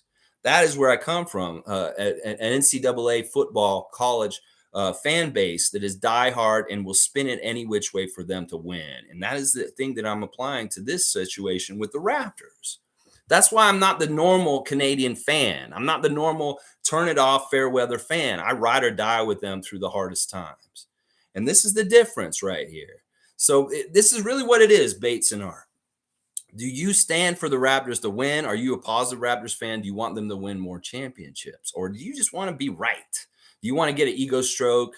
You want to point out things? You want to go after a certain player because you have agenda against them? That's not with us. And that dude is. And that's what I'll say. That's the whole thing right there. That's the difference. The real ones and the not real ones. The ones that are just fucking trying to get traffic, clicks, and just trying to be controversial. That's the difference. I could write all kinds of crazy shit in my descriptions and try and bait people to come see me because I used anger or like things against them. They're like, oh, this makes me mad. I'm going to click on it and go read what he has to say or hear him. No, I don't do that. I'm straight up. I'm exactly what you see. There's no gimmicks here. And that's the difference right there. Yeah. If there's something that they're doing, as long as it's positive towards them winning, I'm all about it. If there was some sort of corporate other thing, like maybe Rogers is a thing against the NBA and the Raptors because it's a Rogers and it's the Blue Jays, and that really is a Blue Jays channel in a lot of ways. It's the Rogers Center is that's their team. Yeah, I can get behind there. Maybe some bullshit and some propaganda in corporate ways that are hurting the Raptors because it's a baseball channel. The same way I could get against Bell Media and the things that they do with TSN and hockey in the same way versus basketball. So either way, I'm standing with the little guy and the underdog, the Raptors, and the whole situation was against the Canadian media, the U.S. media, against the Canadian fans, the U.S. fans, whether it's people standing against Fred, whatever it is. I stand with the underdog. I stand with the Raptors purely, and that's it. That's all. If it doesn't help the Raptors, I'm against it. It doesn't matter what it is. If it's spinning, Thad and Scott got in a huge fight at halftime yesterday and they want to make that a big story, I'm against it because it's a little thing. It's poo-pooed. They love each other and everything's fine. But if somebody wants to blow that up, make it even bigger thing out of it, I'm against you because that doesn't help us. And that's just basically the whole philosophy of everything that's going on here. All right, let's keep going. G saying, but he is also spinning narratives, cherry picking info and stats, etc. He claimed that Fred leaked the Scottie and Messiah meeting. Yeah, and a lot of hearsay and a lot of bullshit. That's what I'm saying. The whole start of it was his whole stupid thing to come after Fred for not signing autographs and taking pictures at a G League game. Who the fuck are you to tell him what he should do? He's not like he's a trained person that just has to do whatever the public wants him to do. If you don't want to fucking sign autographs or do stuff like that, so be it. So be it. Who cares? Get over yourself. Oh, he didn't sign the autographs for the kids. And then you go on a crusade to write all these articles and tear them down. Yeah, fuck you, Robert Misovich, you miserable piece of shit, and your stupid ass channel. There you go. I said it. Yeah. Yeah. And I will cuss Raymond Jacob and whoever else. I'll fucking cuss how much I fucking want to fucking cuss. I'll cuss all day. That's right. Yeah. Tom Duke says, so he makes up his own narrative that is toxic. Yeah. Then I'll saying Bateson, while part of that is true, the way he's going about it is wrong. That's what I'm saying. He's going about it wrong. Maybe he has a passion. I don't believe that. He wouldn't be so hurtful. He wouldn't be attacking Raptors' personal family on Twitter if he was a real Raptors fan. Why is he arguing with Fred's family on Twitter if he's a real Raptors fan? That's stupid. That's psycho is what that is. Arguing with Fred's fiance or his brother on Twitter is psycho. I'm sorry. He's not a fan. He's a fucking opportunist. And honestly, he probably cares more about his revenue on his channel than the Raptors win column. I'm going to tell you that right now. It's probably what he cares about more is the revenue on his channel than how many times the Raptors win this year. I'll tell you that right now. Mike's saying Bateson knows ball, but at times is stubborn. And me and him have gotten into epic stuff. He, from the other side of things, like the Clipper channel I'm mod on, and others in the world. He's on DebateWise. Yeah, okay, Mike. I don't totally understand that, but it's all good. G saying Fred has been with the organization for over 7 years, and suddenly he is this villain leaking info. He was beefing with Fred's own family and Twitter. Sorry, but this is too personal for him. Yeah. At some point, it's like, listen, bro, you obviously have a personal vendetta against one of our most important players, our captain. And fuck you. You're not with us. I'm sorry. If you're not standing with our captain, then fuck you. You're not a part of Positive Raptors Fan Nation. And you can just go fuck off, is what I'll say. Bateson saying, bro, Fred VanVleet is not Pierce. Fred VanVleet is not Dwayne Wade. Fred VanVleet is not Curry. And he's damn sure isn't Kyrie. He's a fraud star, not a real all-star. If you only make it once, let alone being a replacement player. That's fucked up, first of all. And that is not the kind of talk we say here. Listen, I don't compare him to other players. Fred is uniquely who he is. I'm not going to compare him to Paul Pierce. I think Paul Pierce is a fraud, first of all. Half of the acclaim that he gets is full of shit. Okay, Dwayne Wade, yeah, I can respect him. There's a lot of things about Dwayne Wade that's pretty good. Curry, yeah, okay, listen, but he's not Curry, but he fucking handled Curry in 2019 and helped us win a championship. All right. And he damn sure isn't Kyrie. Well, Kyrie thinks he's probably one of the few guys in the league he respects very much. And there's a mutual respect there. Yeah, who's going to be Kyrie? I think that your statement here is trying to tell me, are you really Bates and Art? Are you fucking under another name? Fucking he who shall not be named himself. Like, that's the thing. You're always doing some shady ass shit like that, psycho shit. Now, is this a real person, Mike? This other person here? Because this sounds like what he who shall not be named would say all this shit they're saying in here right now. You don't think he's a real all-star? He won it last year. He was a real all-star, and we campaigned for it. What do you think fucking Matt Devlin was saying Freddie All-Star over and over again last year? And that this happened. See, you're one of these fucking people discounts the Raptors in certain ways. He was an all-star. He is an all-star, and he deserved to be an all-star. So I don't want to hear this shit. And then, oh, you only make it once. Well, if he had a good year this year, he possibly could have been a repeat all-star this year, but he does not deserve it this year, obviously. But I wouldn't count him out from possibly deserving it in a future year soon. Listen, once again, you're showing a little bit of stands against him. Like, this is crazy. Like, you want to come after him this hard, let alone being a replacement player. Yeah, you're not a real one, Bates and Hart. You're a fraud. You've come in here and you've played nice for a little bit, but obviously you're a Pensair minion, and you're just or maybe even him, and you're just here bullshitting. Like, look, I'm gonna stand by Fred. Fuck. You want to say, listen, I've stood next to Fred in person. I met him in person in real life and talked to him for 10 minutes as a fan. He gave me his time for 10 minutes. No problem. Talking to him like about anything. And I got a picture taken with him. And that man is this much shorter than me. I am 6'4", and he is shorter than me. And you can see in the picture. Did I make the NBA? No. Did you make the NBA? No. This motherfucker made the NBA, and he did it the hard way. He did it the way where nobody thought he would, and he did it undrafted. And then what did he do? He not only made the NBA, he made the team. He won a G League championship. He's won every level he's been at. This is the noise that y'all aren't hearing, you fucking anti-Fred motherfuckers. That this is a winner every single level he's been to. And you want to throw that away? Chauncey Billups recognized a winner because he's a winner himself. And he said, that Fred VanVleet is a winner. You don't listen to Chauncey Billups when he talks on the microphone yesterday before the game?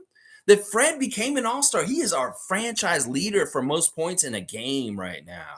Put some respect on his name and stop talking out your ass, Fred haters.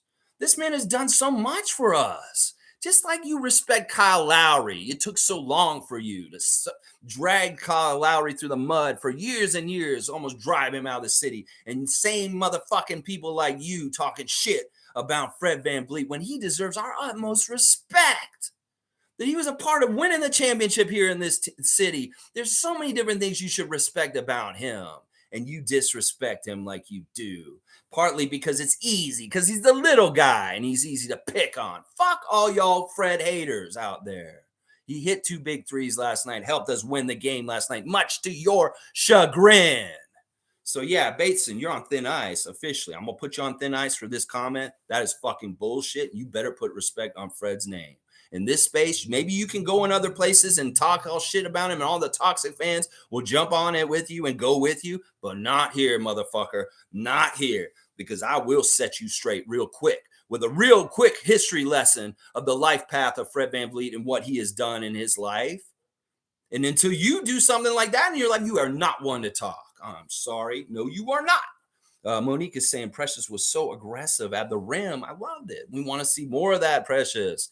Get your rhythm back and just come back in full effect. 10 to 20 minutes a game. Woo! Precious doing everything he does. The defensive lockdown, the aggressiveness to go into the basket, the defensive rebounds. Please come back more and more, Precious.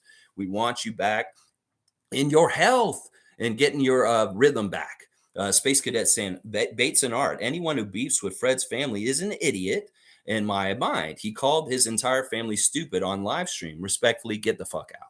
There you go, Space Cadet. You go. Get the fuck out, Bates and Art. I'm sorry I learned how to pronounce your name. Seriously, you sound like you're baiting Robert Misovich is what you're doing. You baiting Robert Misovich? Bateson? You baiting, bait him. I gotta bait Robert. What is going on with this? Seriously, I'm with Space Cadet, and that's a line nobody should be crossing. Coming after family, people going after Thad Young's wife yesterday. Fuck you. People going after Fred's family, fuck you. That's a line you shouldn't be crossing. And fuck all y'all for doing that. G's saying, well, he is an all-star and a champion. No matter what Angelin says, that will always be with him. He has helped the team in many ways. One down year and people want to turn like they did Pascal. I know. This is the same shit. DeMar went through it. Kyle went through it. They all have gone through it. Pascal. Fred's just getting it right now, and it's undeserved in a lot of ways. Fuck all y'all that hate Fred. Fuck all y'all. I'll say it over and over again. Everybody who hates Fred and is against Fred, fuck all y'all. Just fuck right off. You're not Raptor fans. I'm sorry. Denal's saying, I was listening to Chev while at work. Man, he got me so hyped and depressed. Haha. Epic game calling. I still don't know what direction I want the team to go. Love Koloko's game tonight. Yeah. Chev, I would love to hear what Chev's saying, but like I said, I don't want to rip him off. But I know he's a real one. I'm not worried about what Chev's saying because I know he has the best interest in the team and that I don't have to worry about him. These other people I do because I don't think their interests and what they want are actually what is right because they're actually more worried about themselves. Jimmy Pope saying, fuck off with that Fred slander. That's right. Yes. Yes. Thank you, Raptor Freaks, for coming at him in the comments, just like I'm coming at him verbally right now. And I think I got my point across. I hope I did. Mike's saying, there it is. The stubborn part of Bateson. He hasn't changed, but he has stated his opinion clearly. Yes, that's fine. You're not going to get any friends here with those opinions. We very much are Fred stands here.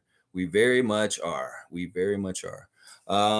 Let's see. Hot Take Jay saying no more Fred slander. He's the GOAT. In fact, I put him in the top 5 greatest Raptors of all time. Yeah, that may make your head explode, Bates and Art. I say Pascal's number 1 greatest Raptor of all time right now is Pascal Siakam. He's twice an All-NBA player. He's an NBA champion. He's a G League champion, and he has surpassed Fred VanVleet with getting 52 in Madison Square Garden recently. The greatest Raptor of all time is Pascal Siakam. It's not fucking Kawhi Leonard. It's not Vince Carter, and it's no longer Kyle Lowry. So I would say Pascal's number 1, Kyle maybe number 2, DeMar maybe number 3, and Fred's number 4, motherfucker. That's right. Those are the top 4 greatest Raptors of all time. Yeah, it ain't Kawhi, it ain't Vince, it ain't Chris Bosh. It's those 4 dudes in my book. So put some respect on one of the 4th greatest Raptors of all time, Fred VanVleet's name is what I will say. Yes, sir. Monique's saying Raptors forever and a day until death do us part. Bad, good, whatever, etc., etc., etc. Yes, Monique is a real one like me. She may be the most real one of all the real ones, is Monique Lawrence. Jimmy Pope is saying, was Fred not a star locking up Curry in the finals and hitting big threes? How about being our captain last year until he got injured in the playoffs? People are so short-minded, such a short memory. They do not understand. They forget all the great things that somebody's done. The fact that Fred was one of the most clutch players in recent history in the NBA last year, over and over again, hitting clutch shots like he did yesterday for us to win all the time. There's so many things to like about Fred, and y'all hating on him. So, like I said, some of y'all that want Fred off this team you want what the same thing that a Boston Celtics fan wants right now. And when you line up with what a Celtics fan wants, You are actually, you look at that. Why would you want what a Celtics fan wants us to do? Get rid of Fred VanVleet because they understand how much he hurts them when we play them. And they were all crying out. All our division rivals are like, ooh, trade Fred, trade Fred. Philly fan wants it. Brooklyn fan wants it. And why would we do what our Atlantic Division opponents that we hate want so bad? Why would your you want line up with what they want? Because you're fucking wrong and you're not good for the team and what you want. Because they understand if he leaves, it hurts the Raptors in major, major ways. So think about it that way. You want what the other teams want. It's kind of like you want what Putin wants in Ukraine. Oh, you're lining up. Oh, I know I'm not with Putin. I'm not with him. Well, what you want lines up with what he wants. And that's really what's going on here. You're lining up with Boston fan and Philly fan more than you're lining up with the Raptor freaks. Then you are not with us. I'm sorry.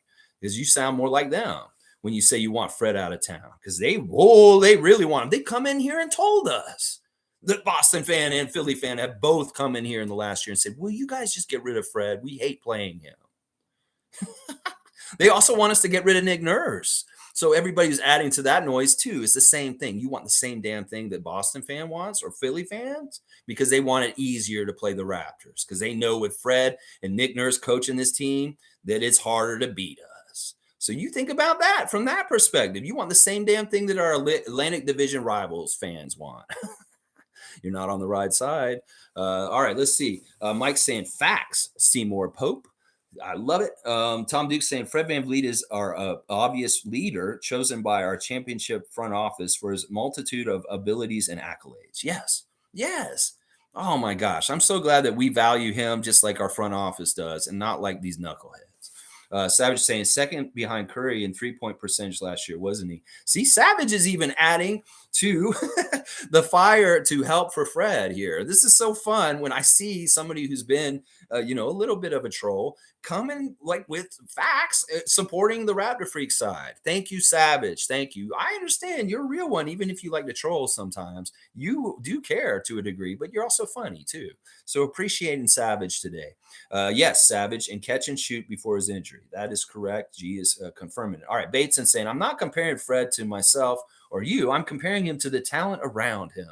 Winner my ass. That team was so stacked. Nick Nurse won in the first year as a head coach. Terrence Ross had the most points too at one point. Terrence Ross wasn't even on that team. Like, you're not getting your timeline straight in any kind of way. Terrence Ross never was coached by Nick Nurse.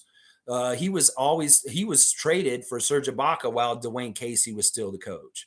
Yeah, you're not lining up with factualness and not understanding what we're saying. I'm not okay. We're not comparing us. Sure, you want to compare him to other players in the league. You want to compare him to point guards. All right, let's do a mental exercise real quick. Let's say we have 30 representatives of all NBA teams in a room. Let's say we have all 30 of the starting point guards in the whole entire league in the room also. And let's have a draft. We'll have a lottery. We'll determine who gets to pick who first. I will bet you money right now that Fred VanVleet would get picked in the top 10 of the 30 point guards that start in this league by somebody within the top third. So don't get it twisted. You're fucked with your thinking about this. He is very much valued around the league, and most teams in this league would love to have Fred VanVleet on their roster. So don't get it twisted. There's something blinding you to something that makes you just want to hate him. And that's fine. You just want to hate him, go ahead and hate him. But realize that you are not with us. And that's just the damn truth. And Terrence Ross never played for Nick Nurse. What the fuck is that? Winner my ass? He is a winner. He won in high school. He won at Wichita State. He won in G League, and he won an NBA championship. There's not a whole big percentage of NBA players in the league that can say they're an NBA champion. And Fred can. Fred can say that. And some of these guys that you value and think are so much better than him, Dame Lillard can't say he's an NBA champion. There's a lot of guys who can't say they're champions, and Fred can. And the other thing is Fred's going to be a champion again. And it really reinforce this idea that he is synonymous with the word winner. and you thinking he's not a winner, fuck you and fuck right off. There's your second strike. One more. If I see another comment down there, you might want to delete it before I get to it because you might get banned from this channel before. It might be a one and done for you, brother. Yeah. Let's see. G saying in 2019, Fred held Curry's points to lowest in the league on man coverage. The next player wasn't even close. This includes game Kawhi didn't play. I can send you the numbers. He had impact. Jerry. Raymond Jacobs is all about the talk show feeling here today. Jerry Springer, Maury Povich, Montel Williams kind of thing going on here. I love it. Jimmy Pope saying, laughing my ass off. Who the hell is this guy? Russell Westbrook face. I love it. I love it. You guys, yeah, get him. Get him. I'm all about it. You guys can get him. I'll get him too. G saying Curry's points per 100 by defender. Number 1, Fred VanVleet. Number 2, Eric Bledsoe. Number 3, Chris Paul. Number 4, Mike Conley. And number 5, Caldwell Pope. And VanVleet is matched up against Curry 74 times this season, holding Curry to a rate of 10.8 points per 100, while Golden State scores just 93.2 points per 100. Yeah. So that's what I'm saying, y'all. It's like this. Fred has intangibles. Fred has leadership. Fred has all kinds of other things he's bringing. The defensive stuff that Mike could quote you and talk about from Logical Raptors Fanatic channel would astound you just how much of an impact he has defensively. So it's not just all the offensive stuff. A lot of fans these days only look at the scoring average and they base everything off of that. It's so fucking stupid. It really shows like a very shallow level of NBA knowledge when you only worry about points. And that is a lot of the stupid shit with Scottie thinking that he's regressing right now. He's not regressing.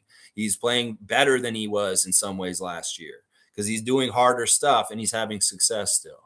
So Jason Williams saying, laugh out loud, mad groupies. I don't know which groupies you're talking about. You know, if you're talking about Pensaire's groupies or Fred's groupies. I'm definitely a groupie for Fred. And I believe that is the right way to be.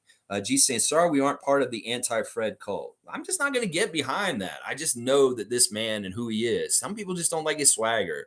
It's like I said, some people just don't like him because he reminds them of them not taking their full potential because he took very much his full potential and went even further. And maybe it reminds them that they could have done more with their lives. Because you see, Fred did so much with his. And that may be part of it right there. Mike saying KCP being taller on the list is interesting. Not gonna lie, he's solid on defense, though.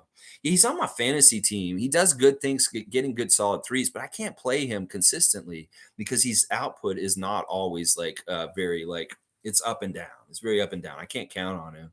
David's saying, yes, sir, Lex. All right, David. Well, let's do this. Let's get Thursday together. We'll get some comments together down below, and we'll figure this out. We'll go as a group on Thursday. Let's see. Bateson saying, laugh my ass off. So you're for free speech unless it goes against what you like. No, we are for free speech, but we also call out sucker fools with their stupid ass fucking bullshit. So yeah, you know what? I am for free speech, but this is also a positive Raptor space. And in in the counts of time and being a timely place, we don't allow trolls and people that are just negative to just hang out and do it. You get your one shot and then you're out. So you can come in, you can say your stuff. But then also at the same time, it's like, you know what? We hear what you're all about. You're not one of us, and you can fuck right off. And that's really what this is. This is a positive Raptors space, and you're not a positive Raptors fan at this point. Yeah, we're for free speech. You can say what you want to say, but yeah, there's also consequences of free speech. And the consequence is I run this channel, and you're no longer welcome here. And with that, we will say goodbye to Bates and Art. I appreciate you coming in for one time, and that's it. You're done. You're done. You're done. Yeah. Yeah. And I don't care if he says anything else further on. He's done. He's out. All right. Monique's saying, we don't call Fred Steady Freddy for no reason. Do better, Bateson. That's right. That's Monique Lawrence, the super fan, telling you to do better. And you should listen to her. She's a great Raptors fan leader, and she's the one who's on the right side of things in all cases. Trust me. I would say, all right, whatever Monique says, I'm behind with her because she has it in the right place in her heart, how she feels about this team and her motives. And I will never I would always listen to her because she's exactly with me pretty much all the time. Savage is saying, I went hard at Fred early on, even before the Maxey game. I fell back when Femboy popped up, then the hate intensified times 1,000. I'm hopefully he pulls through, hold that follow through and let it rip. Look at this. I love to see this because this really shows something about Savage's personality. He was on him, and sure, you know what? Listen, I was on Fred last year too. Let's not get it twisted. Listen, there's a time to be critical and talk and point out stuff. Like last year in the playoffs, when he was playing hurt, I was like, don't play him if he's not 100%. Maxey is killing us. And that is a perfectly valid criticism that he was playing hurt for the second half of the season last year. And that really tainted a lot of people's opinions on him.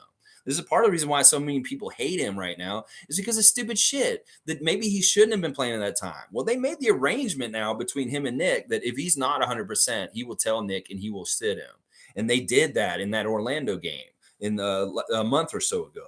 So I love Savage's journey as being somebody who's been critical of Fred and been on his case, but then he sees everybody overcorrect and come on him too hard and pile on him.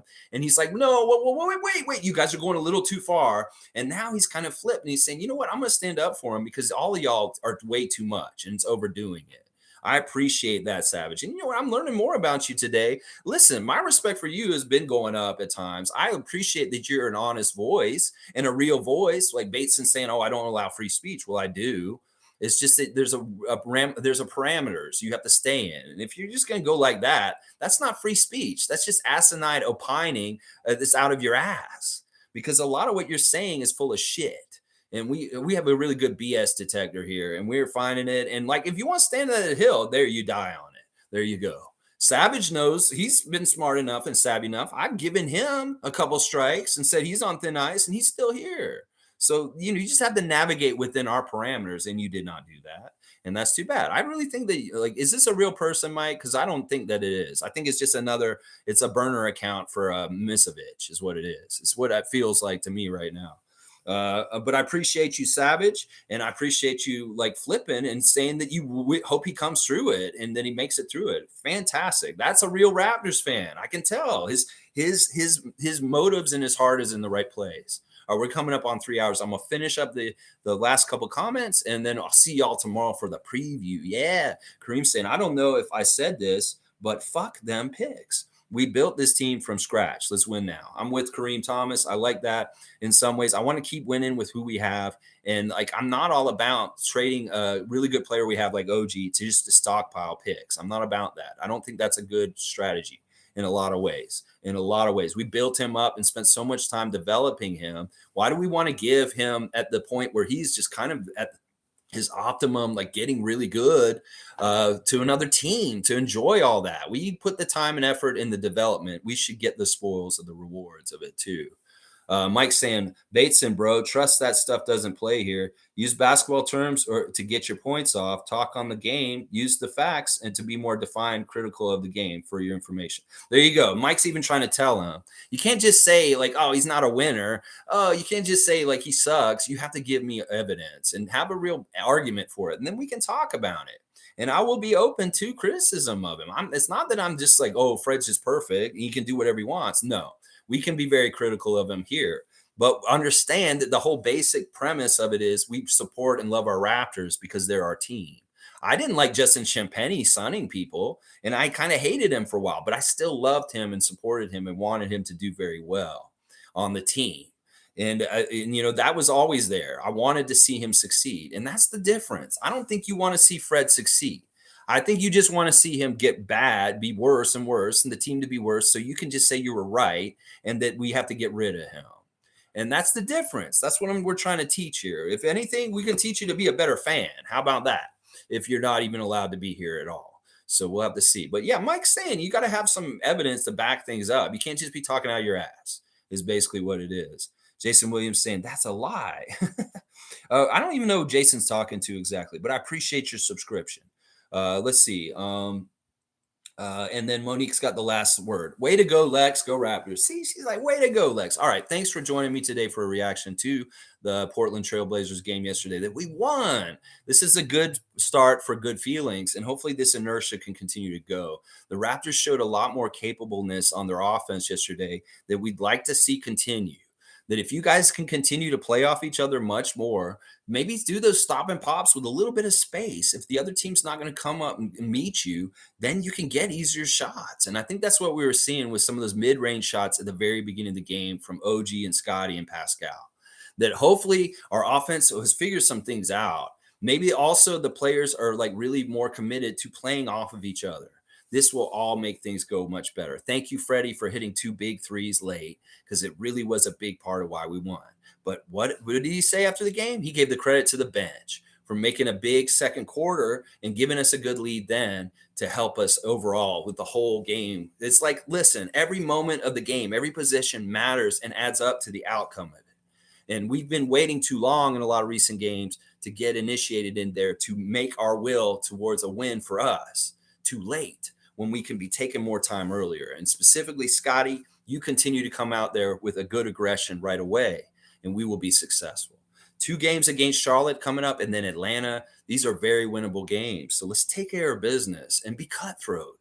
Don't be like kind of like half-assed and be like, oh, we can let down a little bit because we beat Charlotte on Tuesday. Now we're playing them on Thursday. Well, I want to go to that game on Thursday, and I hope that some of us can meet up before the game around 5 o'clock at the statue, and we'll go inside and we'll get tickets, and we'll hopefully all sit together and be able to get loud. If any of y'all are interested in going to the Raptors game with me on Thursday, please just reach out and contact me, and we'll make it all work. I'm not buying the tickets. Unfortunately, I can't buy everybody's ticket, but I will definitely help us get the tickets for a pretty good price. And hopefully that all works. So yeah, Peter, David, y'all come down there. Who else wants to come down there? Jimmy Pope, whoever else is interested in coming to see a game with me in person. This is your opportunity Thursday for the game against Charlotte. Tom Duke saying, cheers, Lex. Have a good one, every Raptors fan. Let's go. Let's go, Edmund. Race Mode Daily. W Stream Mike. Yeah, I'm sorry for a little bit of ugliness today. But in some ways, I wanted to show an example of like a Fred hater and talk to them directly and show you exactly how I feel about it. I think I was very expressive about it. Anyway, I appreciate all y'all. Please like, comment, subscribe. This channel is not for everyone, as has been evidenced today, but hopefully it's for you, because you really do love the Raptors and you want them to win more Larry O'Briens. I appreciate every single one of y'all, and let's go Raptors!